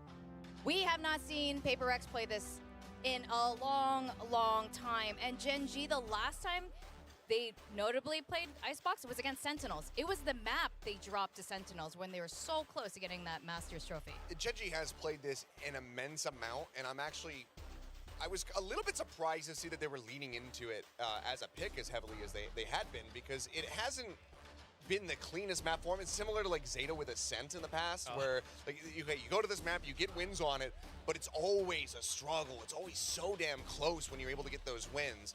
But with PaperX, I mean, clearly they have a lot of tape that they have studied, that they will have studied coming into this one. So for them to not show it for the longest time and then feel comfortable enough to pick it into Gen G, they have to have a very solid idea about how to counter-strat this team. It is a bit worrisome, though. I mean, still, you know, everything that we know about PaperX, they prefer some of these like wider open spaces. They prefer to be able to work around the map.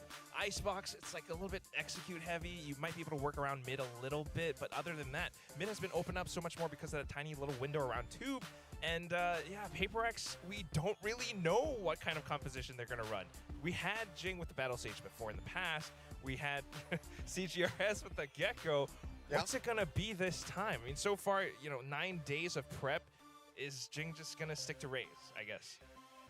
You could. I mean, there's still solid entry paths on Icebox. I think that, and there's probably even more. I can't really think of any Raze performances that we've seen widely on Icebox since the changes came in. So there's probably a lot more that you could do. There's probably some crazy lineup you can do from mid and just completely land in window. You come straight up and then hook your way left into the window and just annihilate anybody that's there in kitchen or two. But I'd be curious to see what they are going to be putting together. If I had to guess, I think it is probably just going to go back to things that they had done before.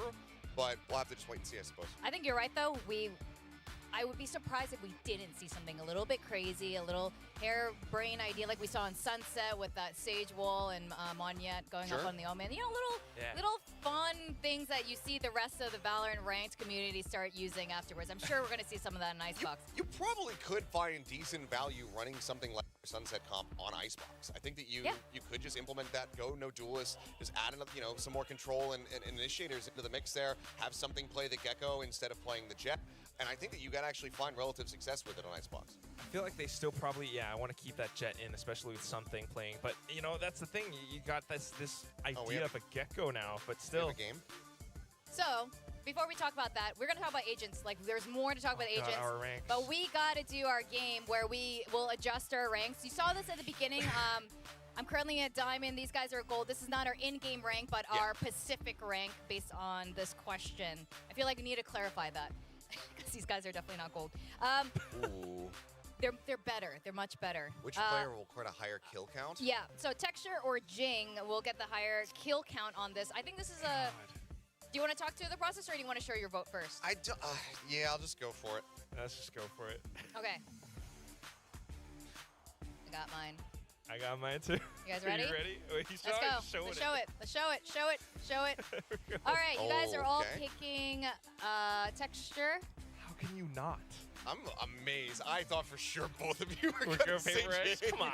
No, look, we like Genji and we like Texture too. But why do you actually, Quack? You should explain it. I just said, how can you not? After watching that ace, how smart, how like calm he was, how zoned in he was, that has to say everything. But what if he's playing a Sentinel? Then we're screwed. Well, no, because he was dropping big value kills on GE last year. So even if Texture goes to play Sentinel, I think it'd be He's totally playing fine. an Omen. But It's the Sage. Jing is My on God. Sage. Okay, so we're not Texture seeing a double duelist. Okay, so this is kind of what I expected from PRX. This is not what I was expecting from Gen G. Duelistless comp?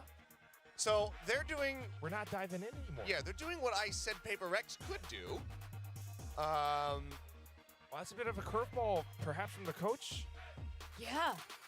Okay. Both sides are trying to cook for each other. I'm not gonna my lie though, God. this I kind of mess with this a little bit because we have seen a lot of players just be able to shift over to playing Omen and looking absolutely deadly on it. I mean, Tens is the biggest example yes. of that. You get somebody that is very smart about their movement, about the decision-making moment to moment, put them on Omen, they can absolutely thrive. And Genji starts out on defense. All right, we're going to go to Icebox. First time we're seeing from PRX in a long damn time. Let's go to our casters, William and Paperthin. As part of their compositions. This is truly shocking in a way. I mean, Texture is so good at Jet, typically very reliable with an operator. Probably still going to see him pick it up anyway, but you can always shift it over to Meteor as well. But on this defender side, really taking a ton of space, leaving the A side open. Just a little bit of the KJ utility cleared by PRX. They're going to have a free plant.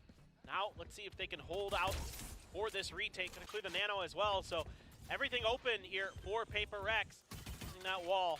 Make sure that this plant goes safe, but Genji trying to figure out exactly where they're going to come from. Looks like mostly from their side. Yeah, they're all just going to cycle back through screens. Now, something about the Sage Wall, obviously very good in the pistol, but in general as well, it should be very good against the double flashes of the Gecko KO, as you still won't be able to fire through all the angles. Something just going to get a blind kill through the smoke.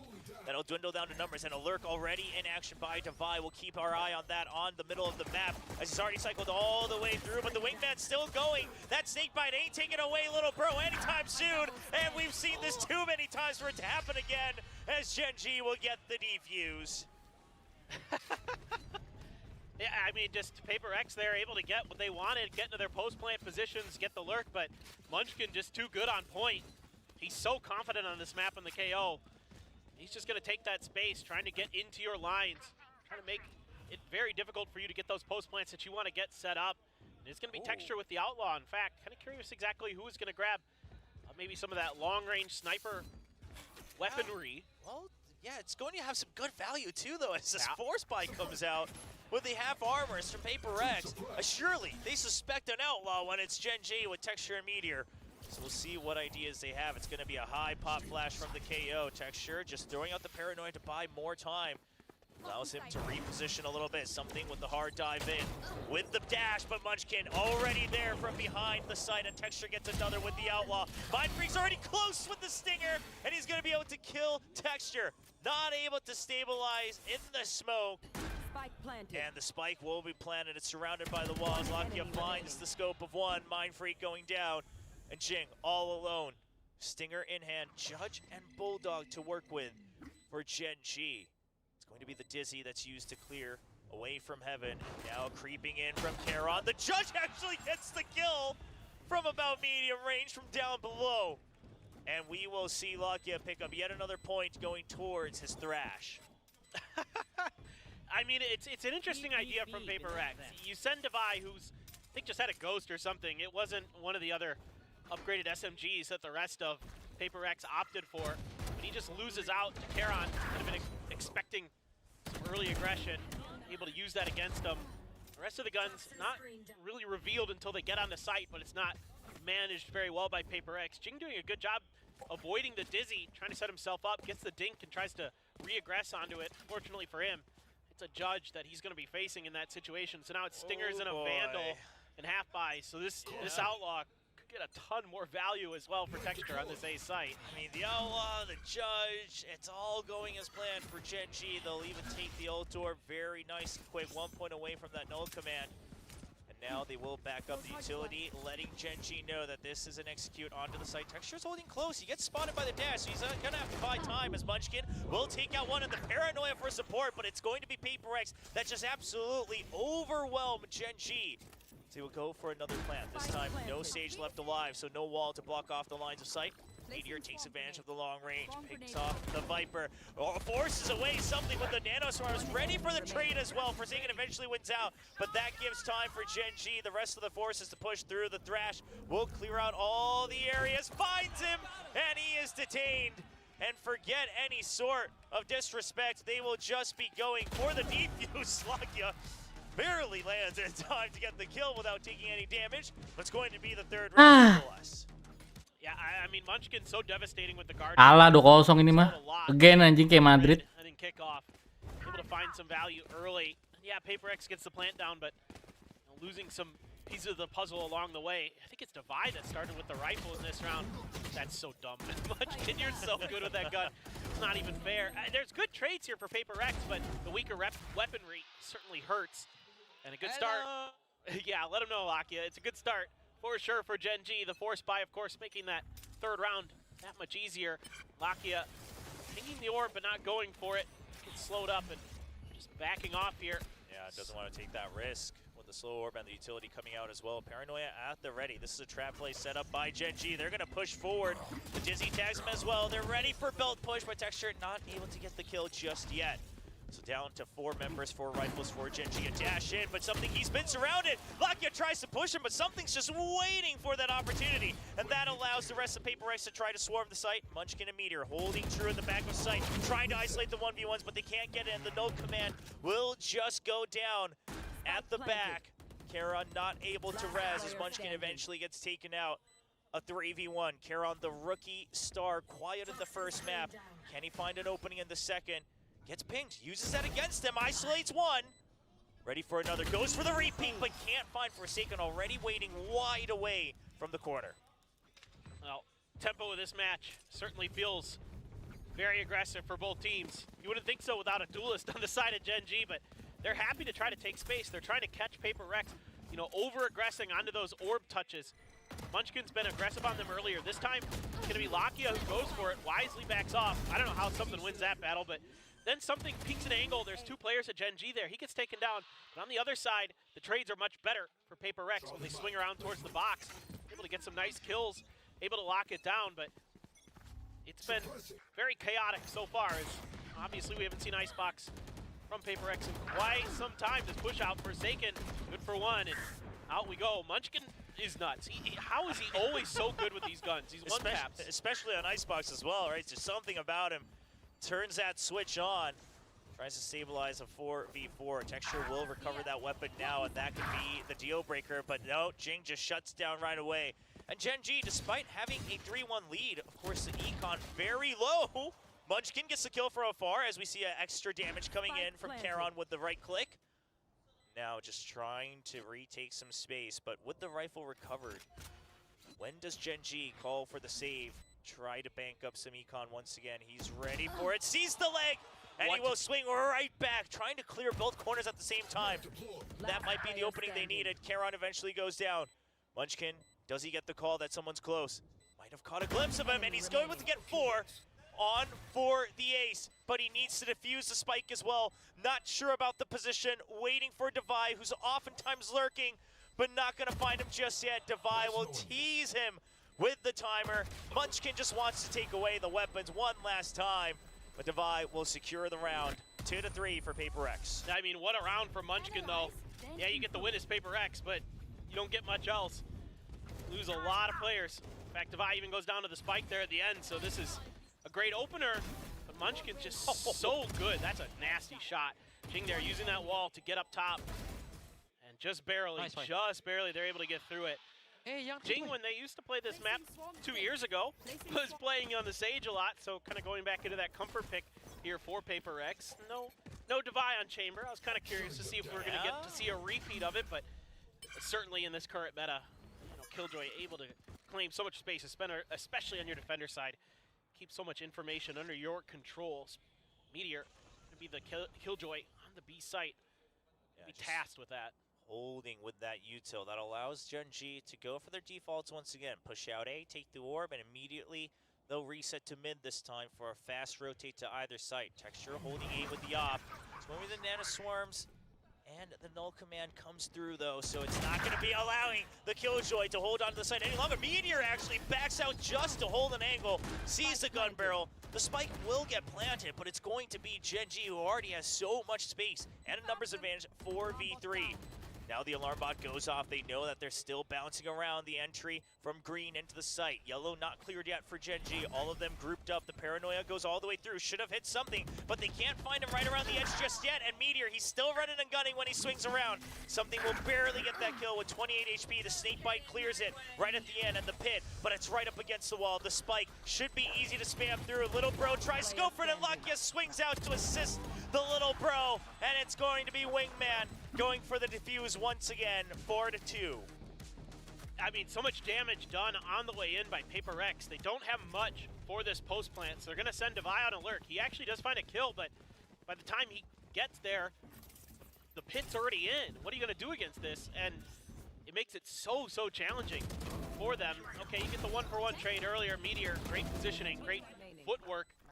And then Devi feels like he has to go for it. Had the lockdown, didn't really have time to commit it. Able to hold on is Gen G, finding their 4th round win. Now you've got a ton of ults available for PRX. Going to set up for kind of a stabilization, seeing if they can maybe get that lockdown into play right around the corner. Texture watching for that belt player. And the jump peaks trying to come in for Jing. Not sure if they quite spotted him clearly just yet. Might have gotten a ping on the mini-map. But at the end of the day, not able to take too much space. It's going to be the null command used as well, and Munchkin actually moves away.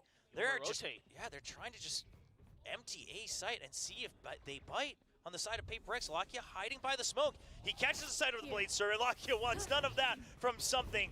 Obviously one of his debut highlights here on Icebox itself. Munchkin ready with a flash drive and the Dizzy. The double flash is being prepared. Can they clear out the lockdown? The lineup, is it going to land? And it should just be able to clear that lockdown out. But still, so much utility used by PRX. Gen G will respect it. Paranoia early to retake the site. Something should be wary of this. The Wingman clears the corner, and Lakia swinging around already. Gets 1 kill off the top of Nest. and that's the forward position for PRX cleared out. Forsaken now wrapping around. They want to protect the pin, and it's going to be an all-out brawl right outside the pin as we see Gen G continuing to get the kills. Forsaken not able to pick up an upgrade to the weapon. Only Mind Freak left, spiked down outside of his comfort zone, and it will be defended by all 3 members of Gen G. A Hail Mary push out as the pit goes down, trying to recover it, trying to isolate the members. But Lakia is still around the corner, no time left. And it will be the round for Gen G as Mind Freak will get a consolation kill onto Lakia. It's everything in the kitchen sink thrown at this round by PRX. And they still can't get over the line. They still can't get that win. Perfect placement on that frag bet by Munchkin on the lockdown. That's a tough one to get sometimes because it has to land so perfectly because there's only a small circle that the fragment can clear just by itself on that lockdown that's right next to where it lands. So really nicely done by him to get that, having just a phenomenal map for Gen G is Munchkin in so many different ways. Setting him up really nicely there. And certainly Alex trying to get them back on track, but with all those ultimates used there, Will, now you start to worry about PRX because even in a round where you feel like you've got that opportunity, you can get that pit down, you can use that lockdown, okay, it gets cleared, so what? You have the Blade Storm, you have everything you need to get a thrifty win, but it doesn't come through. Gen G's just too good right now, controlling the edges. I think Forsaken gets a little greedy, trying to go for that rifle up on top of Nest there. I mean, I get why he did it, but that costs them, you know, maybe it's safer to just play in the pit at that point, make sure you get the plant. Yeah, thought he had a moment, but of course, I mean, this is something that PRX is so good at in the first map on Lotus, was recognizing that Gen G will also never let go of the pedal once the fight starts. The trades always continuing to flow in. But as you mentioned, the ult's gone, but it's going to be a force up into the rifles, only a Sheriff for Forsaken on the side of PRX. Meanwhile, Charon still happy to pick up the judge here, as we've seen that PRX is going to keep up the pace to 11. Really push the sights in. That's going to be the trap play set up here on green. Mosh used to push him back, allows Charon to set up close by the door. Forsaken caught a glimpse of it on that jump, but not quite the weapon just yet. He's just going to be holding that angle. Actually, he's going to try to push it. Oh no, so the top dangerous. flash. Oh, okay. Okay, and he baits out the weapon sound as well. So gets the information he wants. Meanwhile, Mind Freak was already all the way up tube. Meteor takes a bit of a hit. Divide there. They didn't quite suspect 2 members in mid already. Munchkin wanted to get him on the exit. And that gives PRX the idea to try to push back up. Meteor's wise to it though. Dwindles down the numbers, and Mind Freak now another curveball going under tube. Planting Forsaken back in tube as well. PRX, they're continuing to keep control of mid. Nano Swarm used to allow for Lakia to hold a little bit safer on the side of yellow. Resurrection by Jing. Yeah, and you got to be real careful here as Lakia. You have a Thrash, so you're a real big piece of this puzzle. Well, never as mind. you say that, the caster Chris strikes, and he'll go down without much of a fight. And PRX now have control of this site, but Meteor trying to defend his own lockdown with his life. Can anyone get here to make sure that it's going to be PRX trapped into this texture? Will clear the enemies, but something pushes out just in time. Kitchen taken over by Devi. And Texture, it's too many angles for him to try to clear with an operator, but he's still going to go for it. Already posted up in Snowman. Doesn't catch something up top. Doesn't catch anybody else up top either, and Devi will swing out on a timing. Take Texture with a headshot, and that's going to be the operator in something's hands. Yeah, showing us quite a different look after this. Putting some mid-pressure for PRX. They're able to get a trade. Meteor with a good frag there on the Devi after he got the kill on a Munchkin, but it's a good little bait and switch there with that lockdown, knowing that the operator is there to cover it. Meteor aware that they're going to have to try to push that angle, at least able to take a couple down with him, but at the end of the day, the numbers advantage too strong. Not exactly sure what happened with Lakia behind yellow, but he got taken down quickly by Mind Freak. That's a big piece of that ult puzzle. That was taken down, and immediately a counter timeout for Gen G. Yeah. Trying to see if they can reassess what's going on. I'm pretty curious about this. What they see that they didn't like in that round. Maybe it's the mid-control stuff where they tried to challenge it. And it has to be something along those lines, right? Yeah. Just about the recognition of the potential trades, perhaps getting, maybe just too drawn out by PRX's initiative around mid. I mean, of course, if you can fully control mid, it's a great area here in Icebox, but generally, oftentimes, it's one of the least looked upon areas because it's so hard to get full control, right? If you can still hold on to Kitchen, something like that on the defense, Gen G might be happy enough for that. So just saying, perhaps talking about not getting wrapped up in the tempo of PRX. Yeah, there's so many angles you got to worry about there. PRX didn't really invest much in the way of smokes to cover those angles. They just kind of took that space and worked with it because they're just that confident, that good, that everybody's going to be kind of holding the proper space. Devi tries to push up tube, and Meteor so stalwart in his defense time and time again on this Killjoy. Now something going to be with the operator of his own. He tries to challenge off that snake bite. That takes a lot more health damage. It's K. Jing can heal. Yeah, that's true. That armor gone forever, though. We'll see. It's going to be Sheriff's nonetheless, so Gen G is just going to have to look for headshots. This is all really, once again, a trap play, and we've seen Gen G rely on this every now and then if they wanted to throw a curveball. They're actually just going to try to swing out. They don't want to let PRX approach. They know PRX would check the corners, but they won't find the kills. And it's an attempt from Gen G, but it's going to fall flat as there is the aggro drawn by something. Great teamwork from PRX. Wall goes up, spike goes down. And that should be the round as Munchkin sitting solo close to the wall with a Sheriff. See if he can get a cheeky kill or two.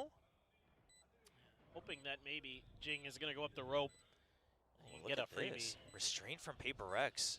A rare breed indeed. Oh my gosh. Attempted the 3K. Attempted it for sure. Why not, right? Like, you might as well go big or go home there. You're probably dead eventually. Yeah. See if you can just take away from PRX as much as possible. A change in angle there, or something. And the player on his left switched over to the right. And the bait setting up Forsaken. Get that second kill. Really nicely done by PRX, but now operator invested for texture again. Couple half armors here and there. Thrash still going to be in Lakia's pocket. Forsaken has a null command though, so let's see exactly how PRX wants to play this.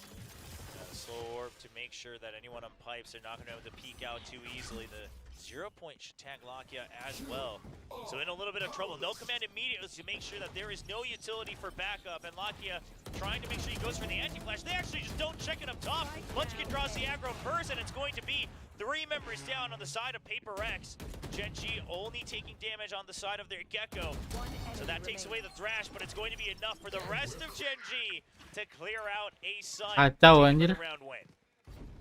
Yeah, it's just a player unaccounted for there. PRX just keen on trying to get past 410 and see what they can do, but just shut right down by Gen G. I don't know what else to say about that. That one angle unaccounted for can swing around real quickly. That's going to be one of these cases. Great job by Munchkin playing that angle very nicely. Yeah, that's just a shutdown from there. So what do you do? GG go next for PRX on that round. Just not much you can say other than, oops, we forgot to check pipes. Yeah, they'll have to remember that one. Now something, going back to what worked a couple rounds ago, just pressuring mid, trying to draw out some of that pressure on the side of the map.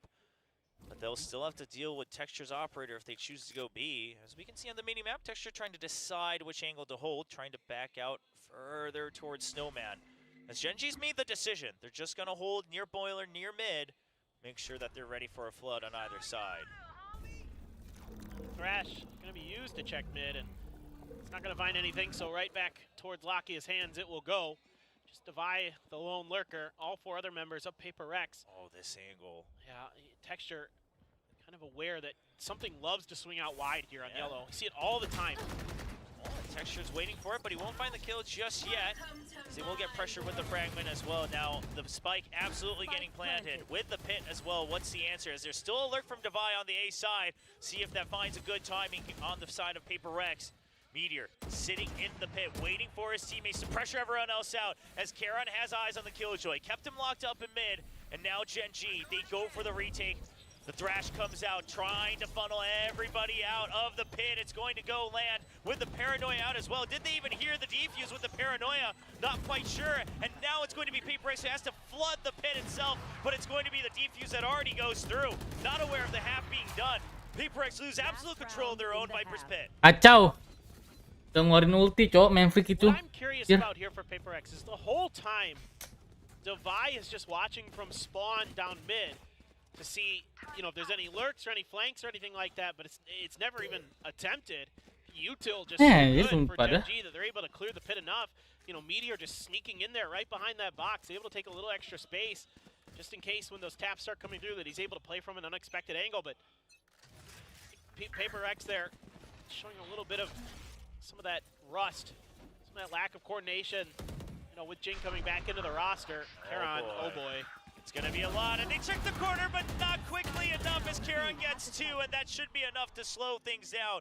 Paranoia keeps Jing at bay. Lakia already under tube. Wingman clearing close, but Texture goes down from afar. Mindfreak will equalize the numbers. Meteor picks right up where Texture left off, and Jing has to heal.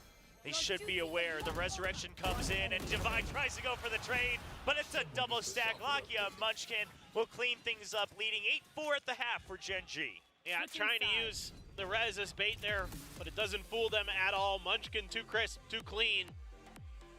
Really solid half with a slightly different look for Gen G. You know, even not on the jet, Texture able to find a bit of impact. But really, this is like Munchkin and Meteor just shutting these rounds down. And Lakia maybe not able to find as much impact as you'd like, but still good information control. You know, making sure they're checking mid, making sure that they're being a little bit more diligent about one of the few rounds that caused them a little bit of damage. Otherwise, you can see PaperX looking a little bit dejected after that first half.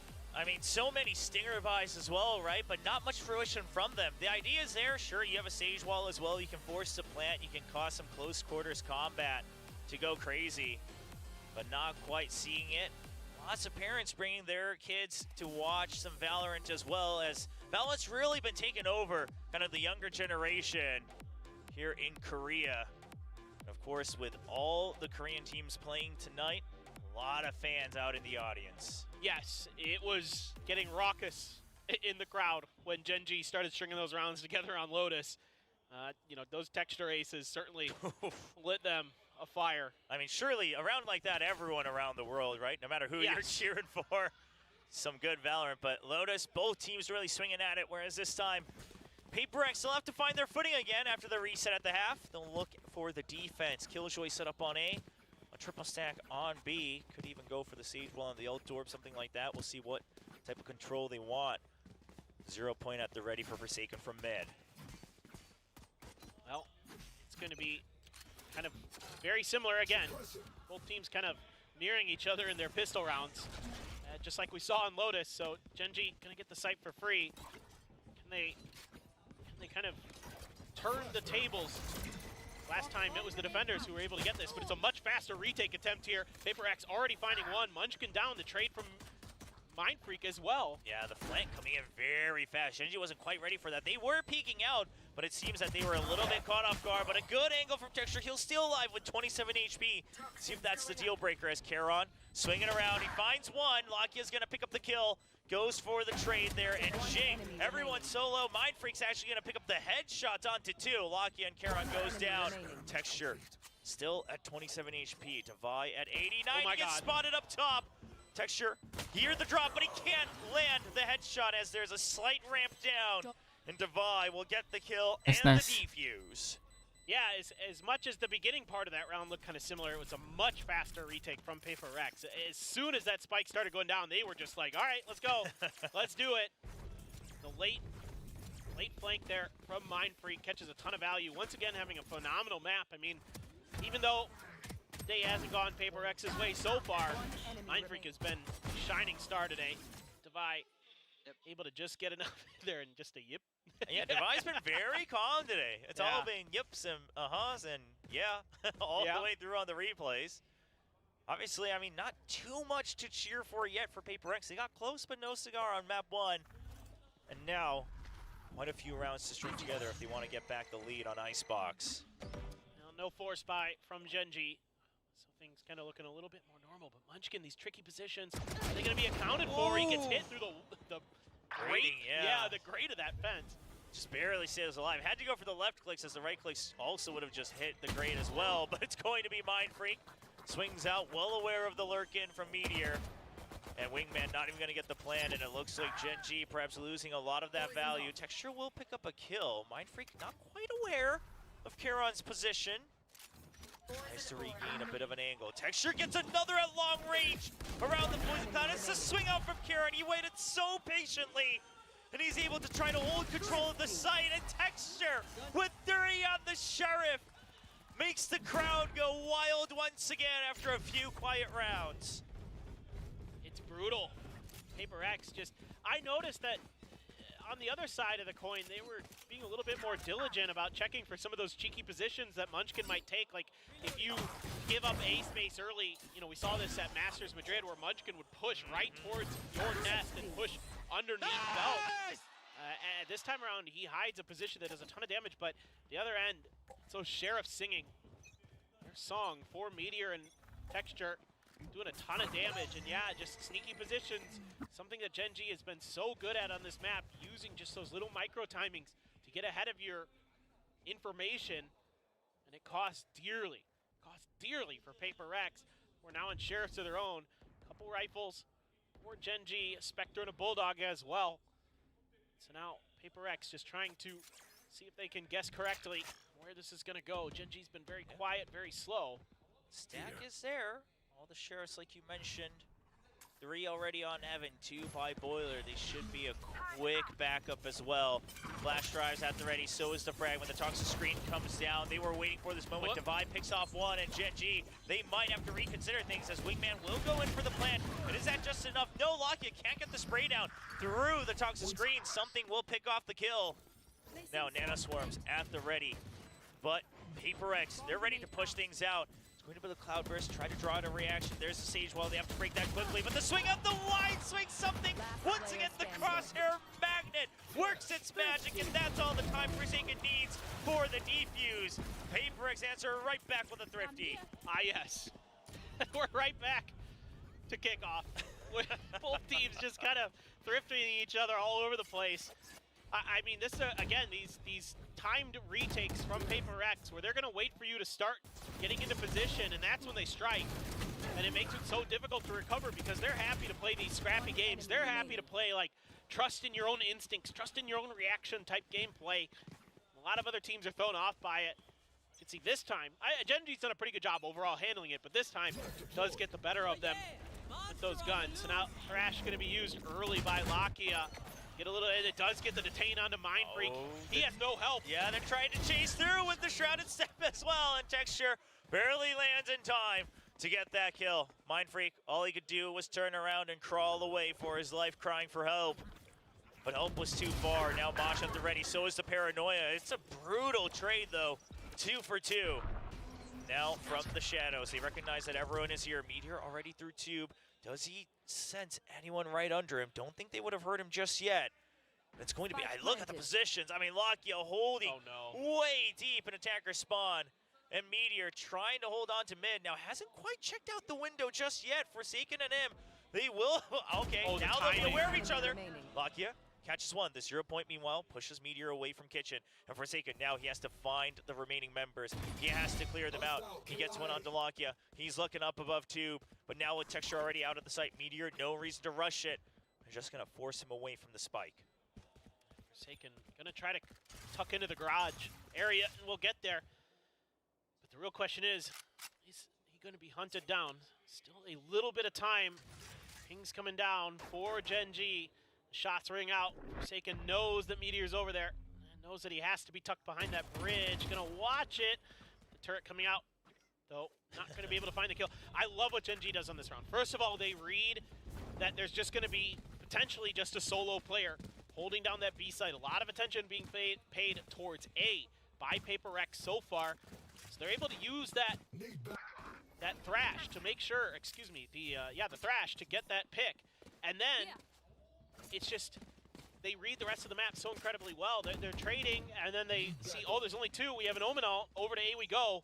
And then from there, there's just no hope for PRX. They're trying to do what they can, but Holds on to the entire map, right? Yeah. Just to spread out. Normally, we kind of speak against that, obviously trying to stick to numbers, but just understanding how much the PaperX would have to clear to approach the retake. Now Gen G pressuring A-site once again, and this time PaperX, it's a reactionary round. They try to go for a spread out 2-1-2 default. Now scrambling towards A. Gen G, though. No lurk, just a turret to watch their flank. So they don't have too many options to rotate out no matter how much time is left. Just going to be a set execute, but an immediate clearance of all the utility makes him think twice about this one. The paranoia to allow Texture to dive in with the Shrouded Step. He's already under, but he gets spotted. The slow arm keeps him tied up.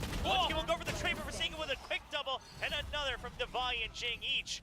It's going to be a perfect defense from PaperX as they hold on to 3 members. Well, now you can see kind of part of the game plan here for PaperX. Understanding, yes, we talked about the fact that they're really good at finding these timings when Gen G wants to make their executes and shutting them down. You're seeing it here again. But part of that is also because of the fact there's no jet. It makes it a lot harder for Gen G to take space here, and PaperX has recognized that, and they're shutting it down. They're hitting them at the point of attack, knowing that Gen G has to rely on those util dumps. You called it. They're clearing a lot of that utility when it comes out and sidestepping it and taking really good angles, really good crossfires, making it really tricky for Gen G. So Gen G may want to start thinking more about this B site, more about using some of their utility to clear these angles. Ooh. See if they can get a plant down. Devi does find one towards mid. A lurking meteor accounted for. Yeah, Lockya took a hit through his own Dizzy as well. Forsaken still holding on. Wasn't quite ready for Texture to swing out, but he will get out safely. Jing finds the lurking Munchkin. PaperX starting to get a pulse onto the opponents and their abilities to rotate and lurk. Now, stuck in that garage area. Yeah, not much to do on this round. Just trying to see if the opponents approach them for a couple cheeky kills like that. Well, they're just trying to dodge all that fire, but eventually Jing is going to find him. Knocking it down, only on Texture. Did pick up a Phantom in the midst of all of this. 61 HP. Not looking ideal, and turns just at the last second. Mind Freak good for the final kill. It's PaperX up to 8, starting to catch up towards Gen G. Oh, we've seen this before already tonight. Yeah. We'll see if PaperX can make the same magic happen. We've had a lot of PaperX fans visiting Seoul for their games even since last year. Try to get that side of the arena, bearing up a little bit of that energy, get them something to cheer for, as they're now only 2 rounds away to tie things up. Trying to make this go to a map 3 unbind. Look at that green bar of ultimates. Yep. That's so scary now as Gen G, you finally get into a buy round. There's so much available. They're just going to go. Oh, it's the wall love. I've been waiting for something like this. PaperX, there's never just a clean game of Sage. It's always something tricky, and it's just a push out across the entire map. This Gen G just dropped like flies all near their spawn, never able to leave home. And PaperX shuts the door in front of them. Yeah, you only have to use one ult there. That's the res. You get your guns back. You keep your economy great for PaperX. I mean, they can do the same thing with the null command this time and res him up again. Exactly, why not? She got reses for days as PaperX. I mean, it's just crazy what they do sometimes, man. I mean, I'm just like trying to like talk about what happened previously, and I'm like, forget it. They're just gonna rush them. I mean, yeah, this is just a tempo change, right? Catches Gen G entirely off guard. I mean, probably something that Gen G thought about at the start of the map, but the fact that it has not happened at all the way up to round 19, makes them a little lax, and that's when PaperX strikes. The boost up, the elevator. It's just such, great timing, great thought processes that PaperX is able to figure out. I mean, you see this all the time with PaperX. They lose a map or they go down early in a map, and something changes inside of them. I'm not just talking about the player, just the team in general. Their thought processes, their mindset. They're so unflappable, is PaperX, that they're they're still in the game and they're not getting overheated, in the traditional sense where they're, starting to push. They find the right timings for these pushes and they can make them work because of how good they are. They've got these plays in the back pocket that can start to change the momentum without needing a timeout or anything like that. These ideas that Forsaken, typically the IGL is going to be calling some of the bigger idea picture plays, has in his mind that they've worked in a short amount of time. They haven't had a ton of time to practice Icebox, just a couple days. Yeah, and it's just going to be the early pin as well this time.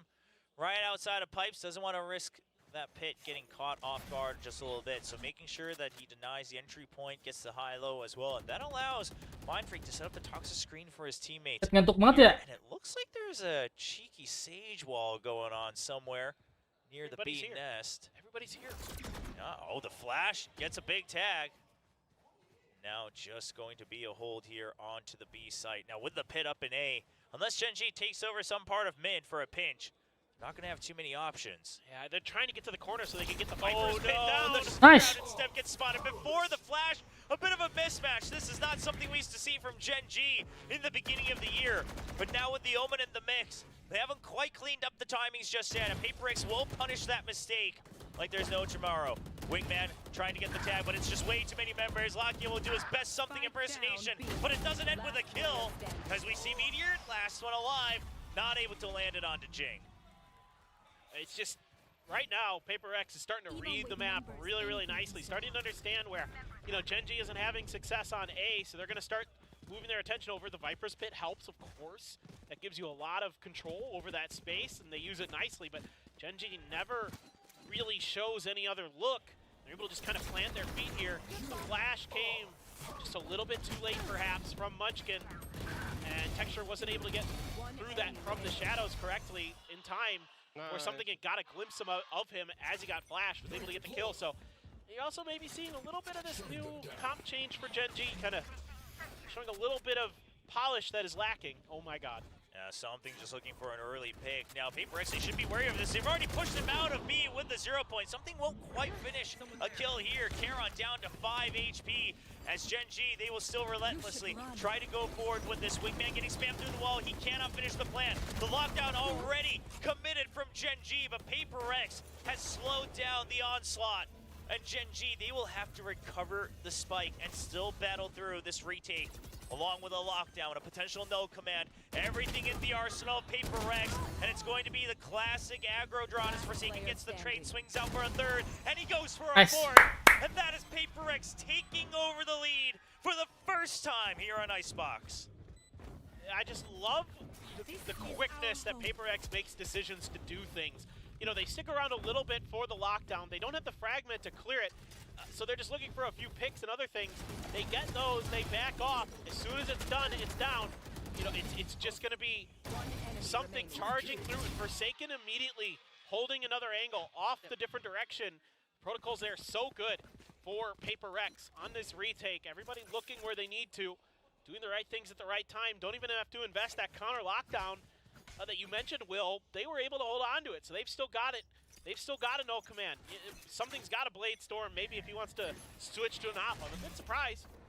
Haven't seen one here with all this extra money, but you don't need it when you're that good. Yeah, might have even heard that one. Texture trying to scout it out, but something just too good on the swing. And now the flash used from Forsaken to try to put extra pressure onto Garage. Gen.G has to keep clearing all of that. Meteor tries to take it upon himself to open the map a bit further in mid, but it's not there, so they continue pushing. Green, something still here. Whiffs on that first shot, not able to stabilize. Now a 2v3. Genji nggak ada Felis, Cok. Still got the Dizzy, one more flash drive as well. They do have the tools. If they can catch Divine here in mid, if he can pick up that kill, and Divine knows, as long as I stay alive, the backup's there. Munchkin takes a lot of hits for his trouble. Yeah, and they're going to try to split the map, see if they can confuse PRX, but PRX is fully committed towards A. Especially with that knife there, that's got to be your thought that it's going to be that. Now the thrash on the other side, so you're thoroughly confused as PRX to which side of the map this is actually going to be detained onto Forsaken. Going to use the Dizzy as well to check if he has any cover. Jing is just arriving through Kitchen. Yeah, they weren't able to capitalize on that kill just yet, so that means Munchkin, while he's rotated all the way back over for his teammate, trying to make sure that they have a bit of a numbers advantage. Now to capitalize on that, and now it's all up to Wingman. The swing off of the flash drive. Jing not able to stop the plant. This might be the best chance that Gen.G has had. The drop, the quite check for him. Lakia looking for another. Can he get a second? Nice. No, and it's going to be Jing and Forsaken. The duo. They're going to be able to bring home PRX right up to a map point. I already thought maybe that was going to be the round when you lose that lockdown, that maybe Gen.G is going to be able to hang on, but PRX's gunplay so on point. Something now getting aggressive on B, something we haven't seen from PRX yet. Now they're starting to get really deep into their playbook. You're starting to see why they like this map. This defender side has been nearly flawless for them. Just a couple rounds dropped. Now that Operator is in hand, Bladestorm in the back, still the lockdown, the no command available. Forsaken have a whale of a map. Both KOs really showing up, especially on their defender side. You're going to leave Jing, the lone man on A, with some of that KJ utility to bail out. Oh, excuse me, I just saw something now. Oh, yeah, doubled up. I didn't see that earlier. He was buried underneath Jing's icon on the map. I mean, they are oftentimes all stacked up against that's each true. other, waiting for the trades. So we shall see.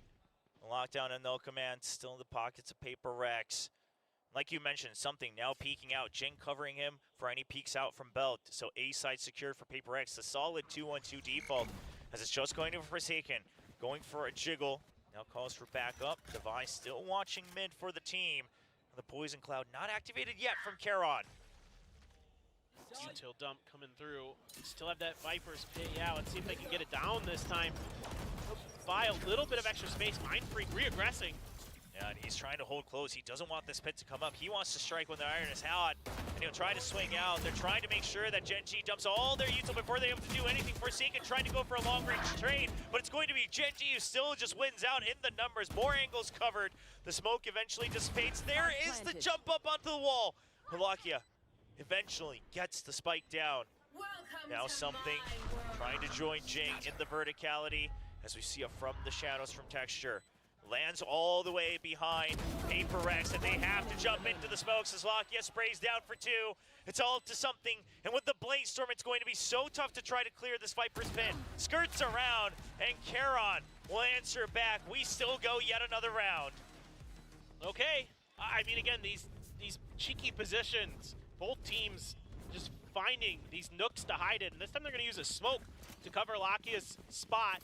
Device just bunny hopping through there. Jing's like, okay, this is safe. I'm just going to drop down, and all of a sudden, that's 2 members down.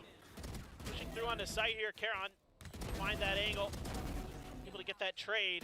Big part of Gen G's gameplay is other teams have been talking about it in some of their interviews. When you face Gen G, is that it feels like there's always another player there. There's always that trade. Everybody's working off each other so well. It's a big part of why they've been as successful as they have. Now they're using a lot of utility. Starting to take some space. Something not going to invest in that up. Not quite enough money in the bank, I guess. Well, they could have done it, but they didn't. They didn't opt to. I look at it. Choosing the mobility, it seems, throughout this entire map. It's going to be the site execute once again. PRX, are they ready for the 5 stack? It looks like it's. Slow Orb keeping them at bay. The null command used as well. They still have a lockdown for a potential retake or another push back out that gives Mind Freak the opportunity now to cover for mid. He's checking for the rotation. They don't see anything yet. A ping comes out on the B side for Gen G. They have all the intention to rotate over. Now with the Poison Cloud going up, Mind Freak, it's his job to hold the line. 1 Nano Swarm to disrupt any type of plant. The null command coming out, but it's not going to be catching the Killjoy just yet. Forsaken takes down the KO, and Mind Freak just trying to drag this fight out as long as possible. A wide swing from Texture, but Jing gets yet another kill. It's going to be the long-range hold from something, and now it's all down to Texture as Jing takes him down. 13-11 once again, but on the other side is PRX. They finally answer for their own nightmares on Icebox, pick up a victory, and take us on to Bind. And on Icebox of all maps, I mean, I think PRX, just trying to limit test a little bit here on this map, just seeing what they're truly capable of. And yeah, the attacker side has some things to be desired, but this defender side was nearly immaculate. I mean, so many good decisions, so much disruption of Gen G's timings on their executes, things like that made it really, really tough. And it seemed like every time that Gen G maybe had finally found a little bit of extra idea, it was countered the next round by PRX. Well, PRX, after 8 bans in Icebox in 2024, the first time they pick it, they'll bring home the victory. Let's take it to the desk to break down how it all went down. How it all went down, we almost thought it was over. We almost thought it was going to be a 2-0, and then PRX finally start showing some of their crazy harebrained ideas and how much anti-stratting that they did, especially on the defender side. And yes, this is the PRX bundle, also by the Gen G bundle. Anyway, we're going to a 3rd map, Achilleos. No, we are. And I mean, we were kind of talking about it, that this is what we wanted. Just given these 2 teams, we wanted to see as much as humanly possible. Things look a lot rougher than have anticipated, I think, going into that icebox for Gen G. Struggling, a minor attack, a chance at trying to extend that into that overtime, but just barely falling shy of the mark there. Felt like a little bit of a, I don't know, just a change up. And I do question a little bit now, Texture getting shifted over onto the zone. It's the first time that he's ever played it. First time he's ever played any controller, mind you, in his career. He just has never done that before. No. And while I think overall it was okay, having the impact from him on a duelist was something that felt like it was very much lacking. They need that dive capability, right? Especially on the attacking side. But on defense, you know, they were quite able to kind of, you know, disturb PaperX's hits very, very often. Every time PaperX tries to dive right in, you know, you got something going through. He's right up there. Texture is able to throw out the Paranoia, Lakia with the Gecko Dizzy, of course, and it's just that much more difficult for PaperX on the attacking half. That's why they ended in a 4 and 8. And there were so many of these moments where, you know, sometimes PaperX were just trying to rush in, going with that aggression, but corners weren't quite checked. It's only down to the second half where, I mean, yes, Gen G were still able to come up with some pretty good rounds. They actually won the subsequent round after the pistol. However, They dropped it immediately. credit to PaperX. I think what was cool is, you know, you started to see some of these set plays, some of these ideas where Jing makes use of the wall, that one round in round 18, I believe, where the whole team just rushes down A belt. There was some absolute insanity. I mean, having it like a tiles crunch basically on Icebox A is just, that's the PaperX creativity that we've come to know and love. Just, all right, I'll just Sage Wall boost us all up on the belt. We rush them down. We just pick them all apart in like 10 seconds. It was, there were some gorgeous sights here in this map, and I am very happy to see that this is going to be going the distance, because now, you know, the pendulum swings back over to Gen G. How do you look going into Bind versus PaperX, where they're feeling maybe overall a little bit more comfortable? I mean, they had a 14-12 against T1 last week. It does feel a little bit more comfortable. It's where they're, you know, kind of their home ground is, and you have that Reyna composition as well. But they have shown different compositions before, and Gen G, they've mainly stuck to their one with, you know, Texture on the Raze. You got the Brimstone, the Gecko, and everything. So you kind of have to wonder how that's going to go. I mean, is either team prepared for it? Because Gen G does have a bit of tape to study in that game against T1. But at the same time, I mean, right now, it's just, although it looked like we were starting to lose the map a little bit, PaperX starts to look a lot more cohesive towards the end, especially with the whole team just knowing what their role is and just kind of watching for the information, Mind Freak watching for the rotates. That's like the PaperX that we've all come to know and love. It looked like that. It looked like a lot of what they had prepared was for the defensive side. And to your point about the team compositions on the agent compositions for Bind, they've shown a variety, and you're right that Gen G did have some tape to study, but at the same time, PaperX is pretty notorious for changing their comps at the nth hour. I mean, yes, in the past. You know, we were talking about this when they did go up against T1, opening series for PaperX here, stage 1. I said I think that they are going to have to lean on strats of old, not the Yoru setup or anything like that, because that one's a little bit more complicated. That's going to take some more reps to really get into the... They play Yoru, I'm going to laugh. I mean, right, hey, at this right. point, it could happen. I was not expecting Texture to play Omen. Yeah. That was on my bingo card for the year, let alone this series. Right. So they could just go back over to it. But I think leaning on that Reyna Raze is going to be a bit more recent, a bit more comfortable for them. But maybe they do want to change up and go to something that they haven't shown as recently. So we'll have to see. For Gen G, I think I'd be curious to see if there's also going to be adjustments from them going into it. Well, there's another thing we need to discuss, and it's our rank. Our rank. And it looked like, you know, it was going to be a 2-0 and we would rank up, at least with the Gen G pick with Texture. Well, okay, so I think, so overall, here's the issue. Okay, what's the issue? What's your argument? I was fairly confident that Jing was going to be playing Sage. So I Okay. said, okay, well, Texture on Jet, likely to have more impact. Yeah. I had no idea he was going to be playing Omen. Had I known, had we asked this question after I saw the agent select, I would have said Jing. How do I predict the future? I can't win any points. I'm But it's- Achilles. Imagine if you could argue your way out of rank to argue your rank. That would be like, Seth would be like Seth radiant. would win, though. He would be radiant. But you know what? You're right. I was totally kidding. Seeing Texture on a different role than he plays the Owen. It's like, oh no. Anyway, I go down to plat. Here we Oh go. no, I'm so sad for you. Yeah, you're right. Silver is worse. It's a nice color, though. It's very flattering. You know, that's fine. But There you you go. have to. Where's Wingman? That's the problem. Wingman is the audience. Wingman vote. goes up. Oh, the audience got it correct? That's what's the most frustrating to me. Oh. Whoa, they knew. Wow, And we you know lost what? to a Wingman. I hope Auntie Pearl's not watching this because she's gonna be like, how dare you not pick Jing? She but- is watching. She's in the audience. But look, on bind, if this was a bind vote, I would 100% pick Jing. If it was like it was a bind to the map instead of raise Icebox. Icebox was a little bit hard to predict on this one. If I knew what texture was going to play, I 100% would have Jing as Yeah. Well, Texture just wanted it. He was just screwing you over specifically. All right, but Forsaken and Munchkin were phenomenal on Icebox. I mean, yeah, Munchkin was very much putting up a solid fight to try to keep them in this one, but things were just way too scrambled overall. I think a lot of the calls and the attempted executions from Gen G were pretty lackluster and counteracted really swiftly by PRX. They did have some really nice retakes on the defensive side, but overall, this was just a team diff, I'd say, across the board. Mind Freak as well continues to look absolutely astounding today. I don't know what he ate for lunch, but whatever it was, it was amazing. But And he got a perm. he's just crushing it. And I mean, one of the big reasons why that first half was so dominant was because of Mind Freak.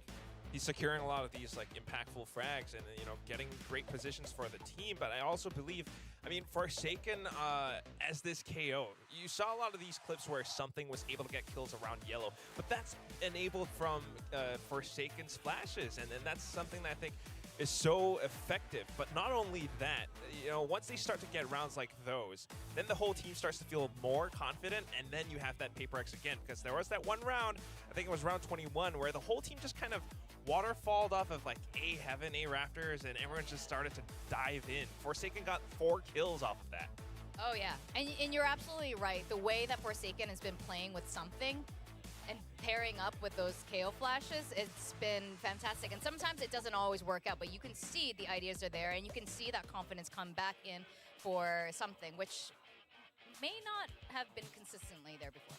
I will say my heart goes out to Munchkin because that one moment when he was lurking alongside the Sage wall by himself. The Sheriff. If he had hit the 3K, it would have been one of the greatest plays ever. But at least he got the one. It wasn't the full whip. It wasn't the I'm tucked behind box outside ascent A. Yeah, I'm gonna now try to backside and then just whipping everything. We don't talk it wasn't about that. But it would have been neat. But seeing that, I was just like, oh, he's just like me for real. That's exactly what I would do in that situation. Well, the question is going to be answered. What is going to be the team comms for these two teams? PRX, again, has shown many different iterations. What? Okay, something on Gecko. Yeah, it's not the double duels okay. comp. It's not the double duels comp. I mean, I don't mind this at all. Just give the proficiency for something on Gecko and how strong he is. I mean, Gecko has a really clear identity in multiple different team comps by multiple teams around the world on this very map. I mean, T1 kind of being the big ones in Pacific to really start pushing it forward. We did kind of see that in that previous map as well, Lucky on the Gecko. The Thrash is just such a strong ultimate, and it's very useful for countering Munchkin's Viper's Pit. And we know that Forsaken, an incredible harbor in his own right. I'm really curious to see how this is going to match up with that in the Brim, going up against the Brim Viper, which, the majority of people are going to be leaning in towards having that Viper, having that additional post-point util. I just want to see Mind Freak staying consistent. I believe that this can go the full distance. I mean, it's been a bit of a race to see who can find that lead so far, and both teams are just keeping up to date. It's only day 5 of stage 1, but I feel like we're already watching a grand final event. This has been so incredible to watch. We're going to go into our 3rd map of this series. Let's go over to our casters, William and Paperthin. Thank you very much. PRX bringing out another change, a bit of a throwback here for their own composition, going all the way back to Masters Tokyo, where they had CGRS to Gecko main, and they made this comp work. It was, in fact, last used in the match where we had something we like to call the Cove incident. And PaperX moved on from that one. We'll see if they can do it again today. I've been keeping my eyes out for it. I haven't seen it since. I think Forsaken cleared that one up a bit, or just has to stop going for that lineup, really. Felt like it wasn't quite there, but who knows? You know, I like this changeup for PaperX with this agent comp because I think, you know, maybe against T1 you feel like you have a little bit more of advantage in your skill diff. You could take advantage of that Reyna, but this is going to be a much more chess match oriented battle, as we've already seen quite a bit. So a hard rotate from PaperX off of just a little bit of utility contact, and it is work to treat for Gen G. They have fooled them mightily. Yeah, taken over short entirely. However, PaperX will they position for a potential TP as well. The teleporter, they're thinking about it. They're actually just going to jump right on in as you hear the guiding lights coming out onto A site. No fear, clearing out showers, and suddenly the position's very good for PaperX. They will take a big hit from something. The high Dizzy along with the Trailblazer. It's just their own 2 comp right now, and that draws all the aggro as Mindfreak's able to sneak out from his own smoke. He's now just holding Evan. They know that people are missing. He's just trying to buy time as everyone's missing their right clicks, but Munchkin will finally land the shot. Something trying to hold on to the site, and of course, eventually it is just going to be the round ending here as PaperX gets to defuse. No, all according to plan. I take it back. That didn't fool PaperX at all. This was all according to plan. You know, they're going to overcommit towards that B side because everybody and their grandma knows that it's really hard to retake B. And so they're going to commit to trying to stop that plant. It doesn't come through with TP. My concern here is Gen G doesn't really react to this the way I expected. I thought they'd get the plant down and then hold U-Haul and kind of the back part of site towards short, and they don't. Instead, they just commit deep into A, and they don't account for Mindfreak being up into A heaven already, just waiting. He had eluded any of their detection on that take, and that cost them. That cost them that round. You know, yeah, Texture comes in there and gets some big frags, but you're going to be on a variety of pistols for the side of Gen G, even a Frenzy for Munchkin. You never see that. Usually, if he's going to grab something else, it's going to be a Sheriff, one of those guns he can one-tap with, but he's come around a little bit of info gained. Yeah, great flight path there. Sends it all the way through the window as well, as they had already taken over main.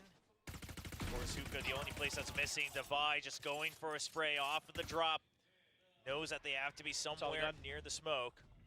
He'll wait for a little backup. It's just going to reset onto the headshot against Texture. The spike will get planted, but it's going to be Forsaken who just puts up the cove, waits for them to flood it, and the Stinger good for 2. Meteor not having his Sheriff out just in time. It's going to be a flawless for PaperX. Yeah, looking good. I mean, again, even though they give up space, PaperX knows how they want to react to that situation. The Hawk to confirm, great timing from Devi. Gets the first one for free. A little bit of a whoopsies there from Texture when he stuck his gun out of the smoke, but yeah, I mean, what do you do against that? Forsaken's so fast with the Stinger. Mows 2 down, even though they're trying to obfuscate that position with that classic for Gen G. I mean, yep, good old Uncle Abe. He's very good with it, no doubt about it. Man, what a round for PaperX. I mean, already very unorthodox playstyle here from PaperX. Nobody plays the maps the way that they do, with their willingness to give up space like that. Almost never see that anywhere else. Sure, yeah, I mean, it's just a lot of what is this wall? Awareness. I love this. Yeah, they've been doing that for the default here the past couple rounds. Wanted to touch upon it on the previous round, but of course, delays any push into window, but also allows you to control that orb on long. A bit of a, perhaps, variation, something they might have picked up against their previous opponents, T1, who had a deep wall, allowing them to push out of window every time on B short. Yeah, absolutely. But now, PaperX with their own version of it. Now Gen G, they're gonna wait for that high tide. Oh, and Devi's just waiting for it. Sights trained, gets Lakia off the rip. Texture not gonna get tagged by it, but PaperX well aware that Gen G has not moved an inch. Just cutting audio. Texture now been spotted. He has to pick up the tempo. The rest of the team has to come through. The Thrash is going to tag a bunch of people, and Jin's gonna go for the cleanup as Texture just has to hide himself in hopes that he can recover the round. But PaperX, they back-to-back flawless Gen G, and this is a one-sided start to map 3. Yeah, again, it's the reactions from PaperX. That early space to taken control of by that high tide. Works a treat with the Thrash already available for something. And he shuts that push down. You know, an attempt at a pretty decent looking execute, I thought, with the stake bite and the paint shells in the back to clear the tube area for Gen G. But it's just immediately countered by PaperX. They're reading this every step of the way so far, but Sheriff's in Genji's hand. These are the rounds where they can really turn a map on its head. We see this time and time again with them. They start picking the pace up after they get a thrifty. Oh, the boombot timing is very good from Jing, though. They sense the Trailblazer early. Going through the high tide. Texture will track him through the wall. Gila si Texture, That will give cok. him another orb. That's the showstopper online. Mind Freak. Is he aware of that possibility? He gets past the trap wire. Not sure if he was spotted on the cam yet either. Meteor still waiting for it. He's not aware of it at all. Mind Freak somehow enters the Matrix and goes by all the Cypher setup. Showers back in control for PaperX. And meanwhile, during all of that, something has wrapped around for the B side. Nice, something. Is just trapped. They know they have to go. They'll send the showstopper, but they won't find a target. They have not actually gained any more space until Munchkin finally gets a kill to clear out Shabazz. Something with a nice answer back. Spike still not planted. Genji waiting to see if they can gain a little bit more control. The Cove used for Forsaken to reposition. Munchkin, he's got a weapon, but something spots the barrel first, and that's Genji's numbers dwindling. Spike still not planted as Karon just cannot figure out the exact angles to hold here. No weapons in hand, just a Sheriff. It's been a pistol that's really been one Genji can trust upon. So Spike finally goes down, wants to isolate the 1v1s, but unaware entirely of something's position as he was last seen in Ace short. It's coming through showers, and Karon has no clue as something will get a triple and Forsaken gets the defuse. Yeah, this is a big win for PaperX. It looked like it was going to go Genji's way, potentially getting the showstopper available, but it's these timings that PaperX is so confident to take. Even though they lose a player, they know that they can get ahead of you. They can outthink you if you just push. Because, you know, you expect maybe that there's going to be a player watching this, but nobody needs to. You know, you would think, okay, we got our kill, we can leave, we got our showstopper, we're good to go. There's no way they're going to try to chase that down, right? We saw this on Lotus a lot, too, where they would just, when there's the rotates coming through from Genji, PaperX is so confident that it's going to be a pull-off that they can just go right through and get those kills, and that breaks the round open. Something with a great lurk, doing a good job. Oh, the flash catches Munchkin. Gonna have to back off, and this is what I'm talking about. They're just happy to start taking this space. I mean, it's the entire left side of the map pretty much pressured through. Now, they haven't quite taken control of B long, but they do have an off on the side of A short, by the way, and held by the Sky, rather, on Divide. And so if Genji ever chooses to rotate, that's going to be a rude surprise for them, as PaperX is now stabilized back onto the B site. Munchkin, fairly aware of a potential lurk here in window. But will they get the clear? It has to be a double swing. Munchkin and Meteor, they were so good on map 2, but they isolated to the 1v1s, and something swings Nice out for the banget, second. Munchkin and Meteor shut down. Thrash used to continue pushing out, and now they all group up. They don't want to let the fights get into the advantage of Genji. The TP as well, as they look to protect the spike. Run down the clock. Lakia, a nice peek out against the operator, but still so many more to go. Mind Freak's position unknown to Genji as he creeps on the rotate. I'm expecting Jing to blast out of here at some point just to try to deal with it, but he's going to hold the position on top of the box. He's not spotted. Finally, they get an inkling of where he's at. They did pick up the spike, but they all run in. Nice banget, man, Freak. Let's go. With his life, but he's got 20 seconds, and Jing somehow jumps backwards off of the opponent's blast pack and stabilizes. You called it earlier on map 1. One of the best to land back on his feet. He's unbelievable. When his aim gets broken, when he gets punched, he's so quick to recover. There's nobody else in the world that I think does it nearly as well as him. There's some great raises out there, no doubt about it. Zekid, of course, absolutely phenomenal as well in those situations. But time and time again, he's been so darn good. And these lurks have been all over the place. Something doing a great job on this Gecko, using his utility. There's one in the previous round that I really liked during this, not the very previous round, but 2 rounds ago, where something is coming through short. He throws the Dizzy, and Forsaken immediately reads, because the Dizzy doesn't get any contact, that there's probably somebody lurking in the smokes by the boxes on the site.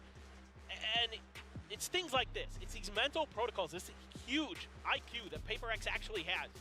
You know, I think so many times people are like, oh, you know, what are you going to do? They make confidence plays and stuff like that. Sure, they do that.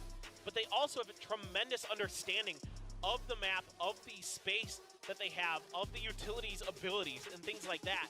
So you're seeing it all the time. I love this Gecko because it's getting so much more information. It's helping them maintain control of this hookah into market area.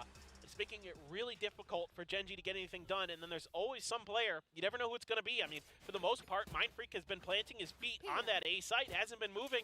This time he comes around, catches them at a very unexpected timing, basically shuts the round down.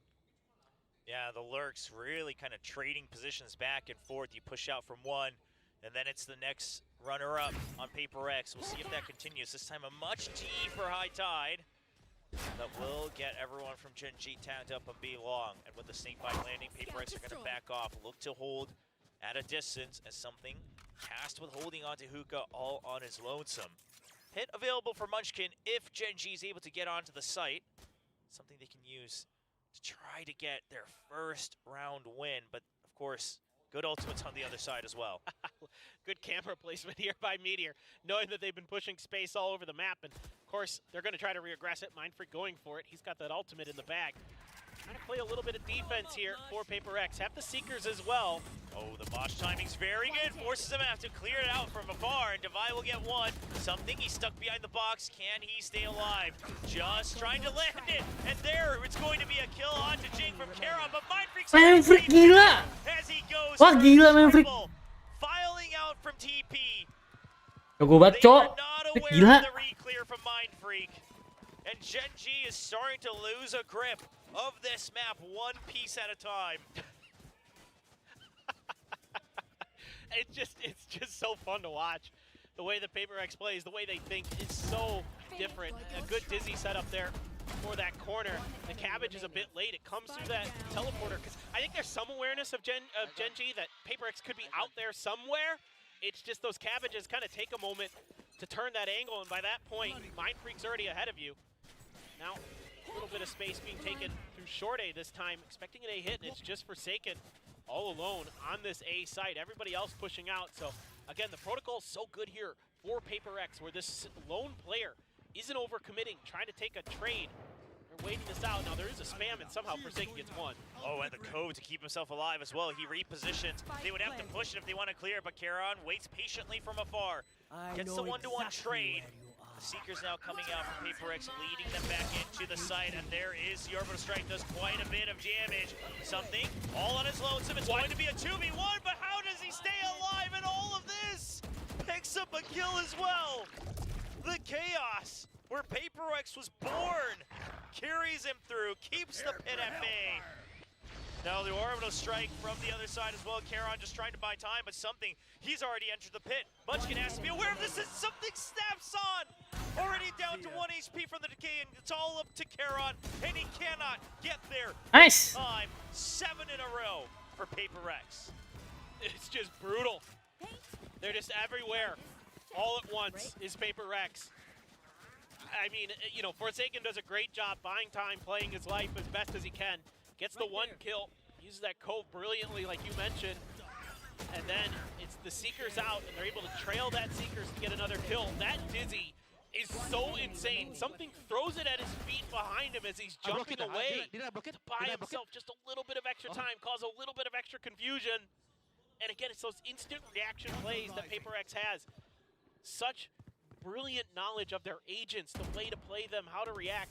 This deep understanding of the game that they actually have is just incredible. Nice banget, Jing. Poison Cloud lands, wants to get Jing. ahead of it before it blooms. And this has been a recurring theme even since Icebox. PRX knows that Gen G, if they're able to clear the site where they're util, they are near unstoppable. Wants to get one step ahead, take the tempo back as an advantage for PRX. Now on the cut, and Karon will use that advantage to get the angle he wants against Jing. Nice, Jing. Quite cleared something for a top of the box. And it's going to be Forsaken again with another kill. Meteor with the trade. Something spotted. Karon swings back out, regaining some of that confidence that we saw from the rookie. Over at Madrid, over during kickoff. 2v2, Mindfreak. Gak jago banget. Puts Karon back in his place, and Meteor will swing around, but he can't land the Gila shot. Mindfreak. And the whiffs are starting to come in from Gen G as they are getting shaken up. Gila, emang the best, Cok. Map like this in a long time here in 2024. everything's just going Paper X's way. The luck as well. Mind Freak found the perfect moment to cut through out of a link there. He had it under control, did Meteor. He was watching it. That's a really tough angle for defenders now that they have that bench outside of A Showers. But Meteor looked away to throw his smoke, and that's when Mind Freak cuts in. It's so well timed out here by him. And even Forsaken started to pop off a little bit. Yeah, they smell the victory right at their doorstep. It's been a tough going for both teams, but Paper X, Charging. they haven't lost a single beat here on Bind. Mind Freak at 12-3-3. Back at championship level for sure. As we see Munchkin getting chased away. Paper X, they've cleared out A short. Once again, it's going to be something left on the lurk, an immediate cascade, and an immediate rotate in the works. The smoke's coming out from Brimstone just to buy time. This is just to allow them to make sure they regroup. But Devi somehow gets to spam through the wall, gets the kill onto the sky. The Showstopper won't find him. Once again, forces him away from backside. Not sure where to hold for post play. Nice. There's the guiding light. It draws their crosses away for the anti, and Forsaken swings with it. There's a high tide. Now all down to Karon to try to hold on into the site as his teammates are busy with the flanks. Karon gets one. Meanwhile, the Dizzy pushes Meteor away. Munchkin with a trade, but he goes down. Meteor holding on, but Forsaken's there. And Paper X string together. Gila, 9-0, bos. I mean, this is so incredibly well thought out here by Paper X. They get the space early, they send the long lurk again with something, but they have so much money, they're max buy, that Devi's like, I'm going to grab 2 guns this round. I'm going to grab an Odin and a rifle, because he swapped out after he got that first kill. And they just know, they know where Genji wants to go, so they give that space up willingly. It's something we've been doing time and time again on this map, and it works every time. It's such a great game plan here drawn up by Alex and Paper X, because they have so many answers. And Genji finally feels like maybe we've got some comfort. We can get that beat post plant. Yeah, you got to call the second timeout. What are you going to do? Yeah, trying to hold on to it for as long as possible.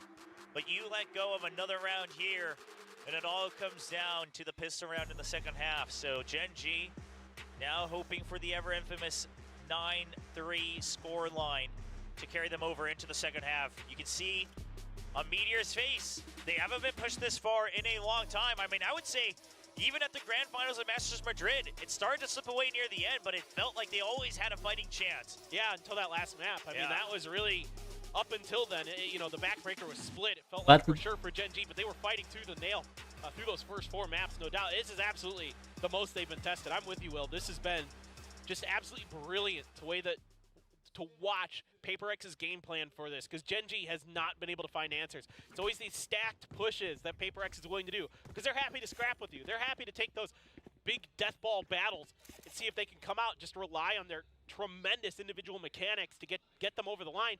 And then if that doesn't happen, they start taking tons of map space, and then they have answers for when they give that space up. It's whether it's an Odin or just, you know, good play, good cautious play by Mind Freak or Forsaken. All of these things working so well for Paper X. So Genji, this time, perhaps trying to use the timeout as a bit of a mind game, making sure that they don't actually lose the tempo. They're going to pick it up just a little bit. They've already tried to clear Hookah.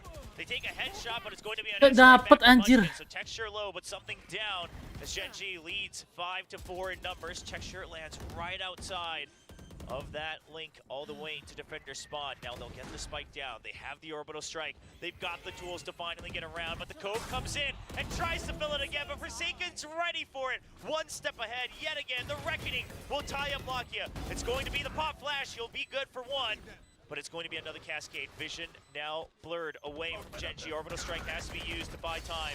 The spray to ensure allows Devi to close the gap. 2v3 for Paper X. Devi, can he get the kills he needs to protect his teammate? No, it's going to finally be a 3-man win for Genji as they put their first win on the board. Yeah, good tempo change here for Genji. No longer playing cautious. And the fact that Paper X doesn't take Hookah control early this time cost them a little bit. You know, yeah, something gets a dink, but he's caught on the way out by Munchkin. Good read by Forsaken there, knowing that Texture was going to get aggressive into that Cove. Shorty at the ready well before Texture was pushing in there. Then he's able to find a couple big kills, a good cascade, take a little bit of space, an early tap of the spike to try to bait out that ultimate. Do a lot of good things there, does Paper X, but it's just deeper this time for Genji, and that first kill is huge for them. The fact that they come out of that and are able to get into a much more comfortable post plant. Look at him trying to hide from Mind Freak. Not sure if he got spotted or not. Oh, by that Meteor. He still gets one. That's the best that Gen G could have hoped for. So now a 1-for-1 trade. You heard all the TPs. Gen G, what's the plan here? They're trying to push the defender spawn, but the spike is already dropped by Lakia. He's caught unawares away from his teammates. There's the flash towards backside, and the showstopper will be the one to secure the kill. Texture noted as well. He's tied up now in a crossfire between 4 members of PRX, and Jing grounds the crosshairs, gets the kill himself, and the judge will not do anything as justice is served by PRX. Last round before the switch. The judge be judged to finish it. But really interesting here. We're watching Forsaken's perspective on A. He gets that kill, swings the box, can't steady his aim over on the other side, and then Jing has the showstopper and he pulls off. He doesn't want to give up that extra kill, so he swings back to the box and trusts Jing to take care of it. So great coordination between these two players, as you would expect. Been playing together for so long. Just the bromance there between Forsaken and Jing coming through. I mean, this is unbelievably dominant right now. That's something that everyone around the world started to notice, right? It wasn't about individual player skill level or anything like that, but these are just soulmates now back in form, playing together, and Texture's trying to tear apart the link between those two. Jing now goes down. Gen G trying to take over the site, but they haven't quite cleared Hookah just yet. Something's still lurking around with the judge. He finds a sight briefly of Meteor. Now just trying to keep him tied up. Something will continue to push away. Spike still not planted just yet. The site surrounded by PRX. Spike planted. Something trying to throw a curveball, going all the way around B long, but Karon will swing out, get two. The rookie putting some numbers back on the board, trying to bring home just one more round, trying to keep the hope alive for Gen G as all 5 remaining members will hold on to dear life here on the site. Mind Freak gets one through the spam, but it looks impossible. As cold as he can get, it's just too many targets, and Texture with 3. It's going to be a 2-10 half. PRX leading with 8. Yeah, the only real success Gen G finds in the entire half is those fast B hits. Everything else just didn't really work because PRX was reading them throughout, or at least making their own reads off of the information in the space that they're gathering. Just absolutely mind-blowing stuff that PRX does in that half. Every step and turn, it felt like PRX was reading the situations incredible. It felt like the discipline and the protocols that they prepared for this map were really, really good, especially when there was pressure on that lone player who was left to a site by themselves, whether it be Forsaken or Mind Freak or Devi or whoever. They're able to play it really cautiously, buy some time for the rest of their team to make those long flanks, make those rotates, cut players off, get them in unexpected positions. That's something that PRX could do better than anybody else. See how it comes into play in the second half, as Gen G will desperately need to win this pistol round if they want any hope. Lots of fans from all across the entire country here in Korea coming to watch. We had a fan earlier coming from Daegu, about 4 to 5 hours away, to watch this match. And what a match it's been so far, but win or lose, the fans would surely hope for a bit more fight from Gen G here in map 3 on Bind. Well, it is their defender side, and certainly Bind a defender-sided map, even in Pacific. So, work to be done by PRX for sure, and a must-win pistol for Gen G. Or else you're going to have to go for a force buy of some kind. Let's see what they want to do. Looks like some kind of hookah pressure going to be established. Maybe Devi setting up Jing on the blast packs. Something like that. Although there are no blast packs to be found. I take it back. Jing's got the boombot and a... Yeah, just a ghost. HLs. Yeah, just a ghost. So, hold that thought. Sometimes looking to see if there's going to be any aggression here. Oh, both sides waiting for it. I mean, Yeah. PRX, they've had to deal with T1 pushing out a lot as well from that hookah position. And of course, back at the grand finals of kickoff, Gen G also playing quite aggressively here on the defensive half. Gen G, the one with pressure as well, down 2 to 10. So PRX will wait. They'll gladly wait. And of course, on the pistol, they could always just deathball it, try to win by numbers. But little do they know that the stack is on the B side. Cypher set up on A to just allow Texture to buy time. Snakebite at the ready. It's going to be a crossfire with Karon, but Karon has to make sure that he's not the one that's first spotted. The Snakebite has to be good, but it's a wide swing out. But the flash actually gets everybody. Keeps Karon alive. He's going to be hit by the paint shells. Eventually has no exit. But time bought by Gen G. PRX, do they go for a rotate or do they stick to their guns? They've noted multiple people in hookah, but they're still not aware how many could actually be here on the B site. Now re-clearing main.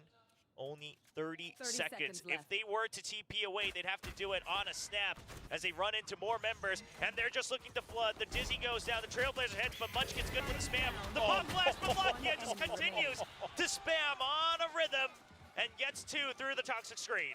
Okay, there you go.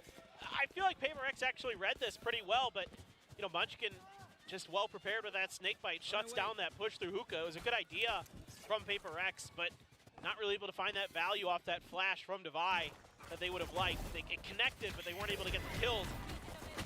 Then Lakia is just full blind, gets 2 through there, and okay, a good hold.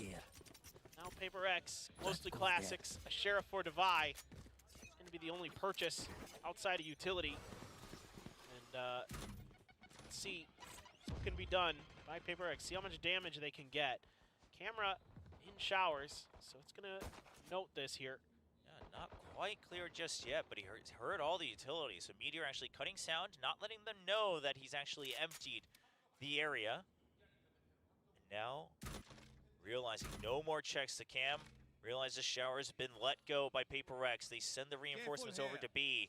PRX this time, it's a little bit of push and pull. They put the pressure onto Showers, now going back to main, but this gives them full control of that TP. They could rotate back to the spike over on the A side any given moment. Seeing if maybe they could get Meteor lurking. Lakia gonna confirm.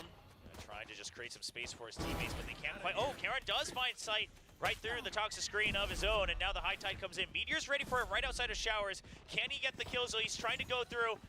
Waiting for the timing. Texture will push them away with the paint shells, trying to just make sure that they clear the plant. They do. And Meteor, he's gonna land the first one. He lands the second and the third, and it's a quad for Meteor as they now get a 4th round win. Yeah, great discipline here from Gen.G. Nobody over-aggresses. Great anticipation of where that hit was gonna be. Texture perfect with the paint shells, makes it way more difficult for that plant to come down for PRX. Meteor using that high tide against PRX very, very nicely. Something, again, every once in a while you see this with PRX, where they don't check angles, they don't check corners, they pay the price. Now, it is the eco, so not too much to worry about just yet, but you still have a fearsome buy to come up against with Gen.G. A judge in hand for Karon, a bunch of bulldogs and rifles. This is a big round now. Can Gen.G start to turn this map around? Oh, we've seen this at the Grand Finals kickoffs as well. There's the Dizzy. He doesn't quite find it. It bounces right off the wall way too early, but now they know about the judge, so PRX not looking to deal with that today in hookah. That'll force him back away, already trying to take control of Showers. Senses the cam, destroys that, and this is where Gen.G will start to have to make some snap decisions. The camera no longer giving them free control of Showers. Munchkin fills it. Forsaken goes for a swing, and he actually wins the duel out. And that's the cue for PRX to start pushing in. A long-range kill onto Heaven on Meteor as well. Texture, he's caught right in the middle of the site. He has to make sure that he clears his angles, but he can't. Lamb's already taken over as well. And PRX, they swarm the site. High tide out to secure even more. Jing past it, greeting for yet another kill. Wants to get close to that showstopper as soon as possible. Finds the angle, notices it's Judge. So tough, so tough. Although Lakia just bypassing something there. So some damage still could be done. He's only got a Bulldog. Fishing to see if he can get that gun upgrade maybe before the round is over. I mean, they'll take anything right now because they need to scrap together everything possible to try to continue here. So many teleports coming in. Lakia's a little scared about this one. Not quite ready for it. Chooses to go for the double triple, but only good for 1 kill. No gun upgrade, and Karon will die to the spike as well. Yep, now it's starting to look rather dire for Gen.G. Thought maybe with that buy they could get something done, but really nice anticipation of that position by PRX. Having in the back of their minds that sometimes there's a player behind that box with the judge, and the Dizzy notes it. When they pull off and they start winning 1v1s, Jing gets into that angle in U-Haul, but really Forsaken winning that 1v1 against Munchkin makes things so much easier because that Showers control lost. Then you're able to get deep into sight, cover Heaven from there. And at moments like that PRX is so good and so confident in, every team in the world struggles against that. Yeah, it's going to be the same cam here for Showers once again. I mean, obviously, gets him a lot of information right up until it's cleared, so we'll see if it ever gets pressured this time, but it looks like just a straight set execute from PRX in the works. Mosh will land in front of Showers, trying to push them away. They're going to wait until the poison cloud is about to diminish. There goes the Dizzy. It's going to be the blast back in over the truck. Uses a cove for cover as well. And he lands safely into Lamps. The left side of the site taken over. Waiting to see if there's a peek out, but Meteor not going to fight the bait just yet. Just waiting for backup to arrive as Karon already goes down. Tags one, that gives Meteor the first kill. In Showers, Lakia good to cover on Lamps as well. Spike still not planted. It's going to be a rush to TP over. Munchkin's ready for it. They see the pings coming in from the neural depth. That's one. Can he get the second? He wants to buy time. Cannot get the kills, but dwindles the numbers down. 3v2 for Gen G. PRX double swing out from Hookah. They will continue to charge forward. They don't want to miss a single beat. Something actually gets one kill. Now a 2v1 on the site. Meteor has to come in for backup. They need to get this crossfire right now for Gen G. Lakia gets one. Dizzy noted, and Something wants to isolate the angles, wants to group them together. He's going to go for the far wraparound. The spike planted for him an elbow. He'll wait to see if a push comes through.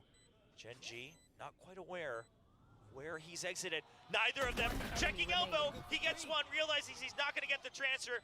Thrash at the ready, sends it on a timing. Doesn't matter if he's, but he's going to wait. Jumps over it on the box. Goblok banget. Gets a play over the Thrash. Gets the Ting. actual read to keep Gen G alive.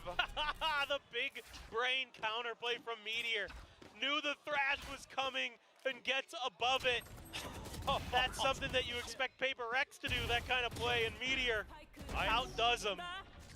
I love this. He was jumped up right before the Thrash even activates, right? Just knows it's coming, given that Something hides away. Knows that Something's not one to shy away from a fight. Aja loh nanti terburu-buru banget Something. Keluarin Love it.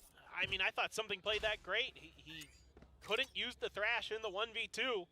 I really like that execute from PRX, even though it doesn't really work out, where they use the high tide in the cove so Jing can safely blast pack to make sure that they can set up a crunch into U-Hauls. Didn't really come to fruition in that round. Execute was cool. You don't see very many teams quite do it like that, so nice little piece of work there. Opening trade, good for Meteor.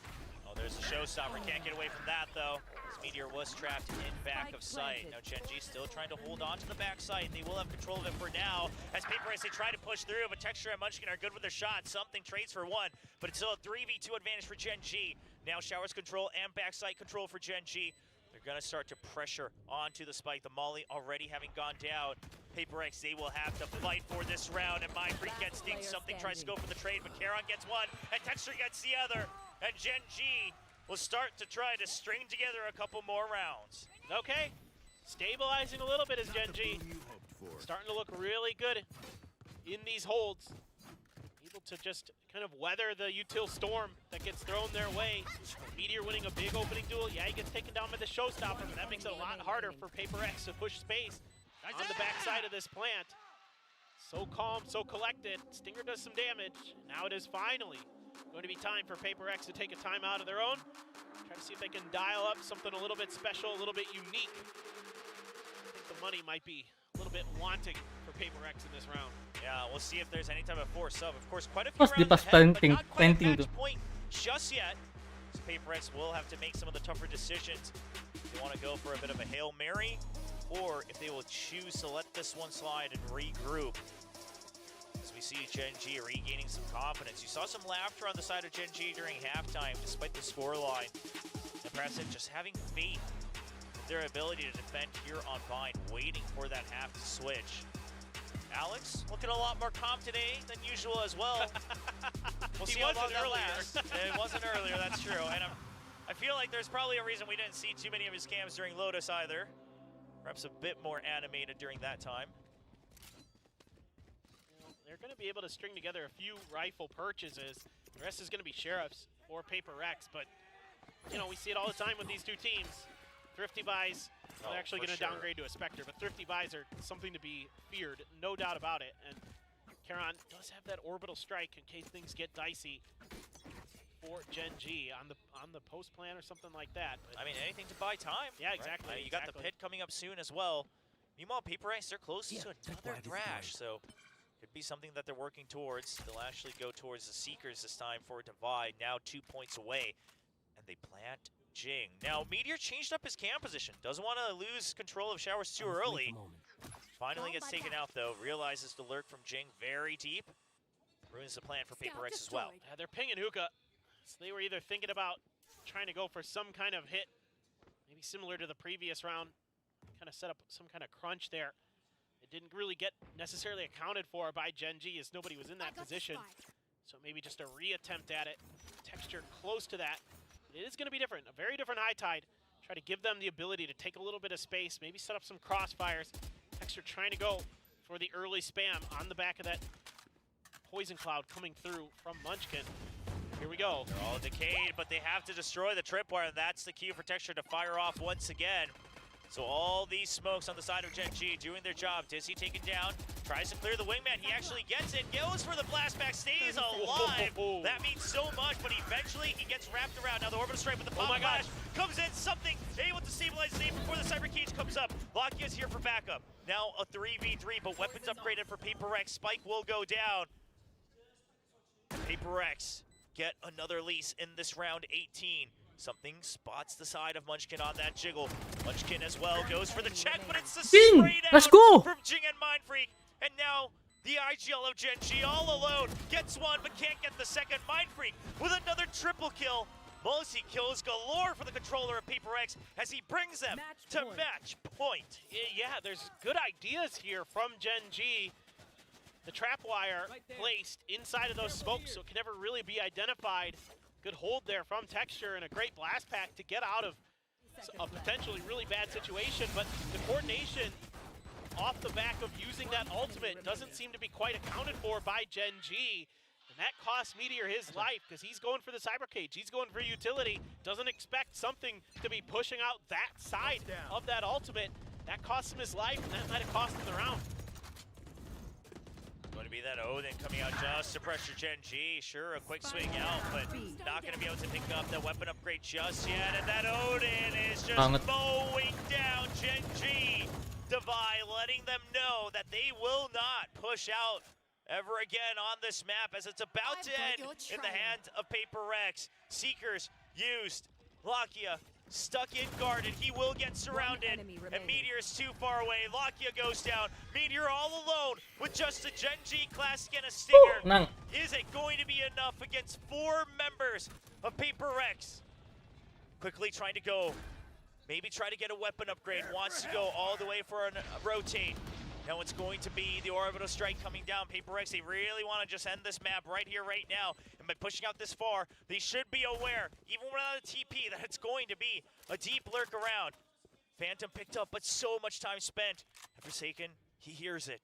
He's ready for it. Mindfreak there for the trade in case things go awry. Meteor would have to be a 180 flick of his lifetime to get this. He finds one, trying to spray down, but too much time. Forsaken swings out. And PaperX answer back, putting down their claim to the throne once again in VCT Pacific as they win 2-1 against Gen G.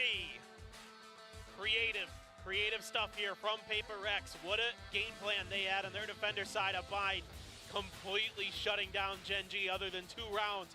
For Gen G had to turn up the pace.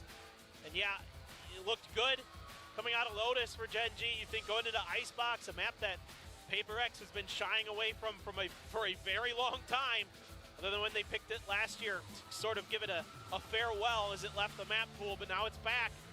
They look pretty darn good on that map, going up against a very tough Icebox team. But Bind was really the icing on the cake for PaperX. Just unbelievable the way they played it. Unbelievable. Absolutely recovering their own flavor, their own color, and giving all the PaperX fans here, both in Korea and traveling from abroad, something to cheer for in a tough matchup to kick off week 2. Yeah, Jing hit his hand a little bit. Yeah, it looks like maybe some static or something as well. Mindfreak getting caught off guard there. He might be ice cold in the server, but not always IRL. But what a match, and so much to talk about as we send it over to our desk. Yes, there is so much to talk about. PaperX defeats Gen G today, the first time with Jing back on the roster. And it looks like we have a proper rivalry going on between these two teams. It's gonna begin. I feel like the coaches, they're gonna go at it again at some point, sometime, you know, in the future. There's so much to study here. But right now, PaperX have adapted on the fly. PaperX have shown, especially in this round, round 6, where after, you know, Coach Solo from Gen G calls a timeout, PaperX instantly knew how to play around it. They watched and they marked that teleporter for days. Yeah, this felt a lot more like the Genji that we saw back at kickoff, the one that was dropping maps here and there to their opponents, the one that was struggling to have just full Lucu nih, steam anjing. from the Yeah. players across the series. It took a damn long while for us to really start seeing Meteor heating up. I mean, nothing was really happening, obviously, until we got into that defender side of the map for them. And while, yeah, Bind is a defender-sided map for the most part, it's not so one-sided that, you know, a 10-2 scoreline, 11-1s, all this kind of stuff, like, where that's going to be acceptable for you to take on your attacking half. They were not hitting shots at all at the beginning of the map. I don't know what happened to the team coming out of that ice box, but they looked so different at the beginning. They found their footing for a bit. They tried to make a run back occur, but it was just way too far gone. They could not afford to have had that catastrophic of an attack half. That's really what it came down to. It was too far gone. You can see it like towards the start, after they lost like 5, 6 rounds in a row. At some point, it got up to 9 rounds in a row. Like players like Texture, like looking at his player cams, he's really trying to kill himself back into the game. He wants to get those frags. Okay. Not like that. Sorry, Achilles. Not like that. Interesting phrasing, but I know exactly what you mean. He wants to find those frags so that he can find that groove going again. But then, you know, it just doesn't quite happen. It's only easier on the defensive side because he's holding these positions.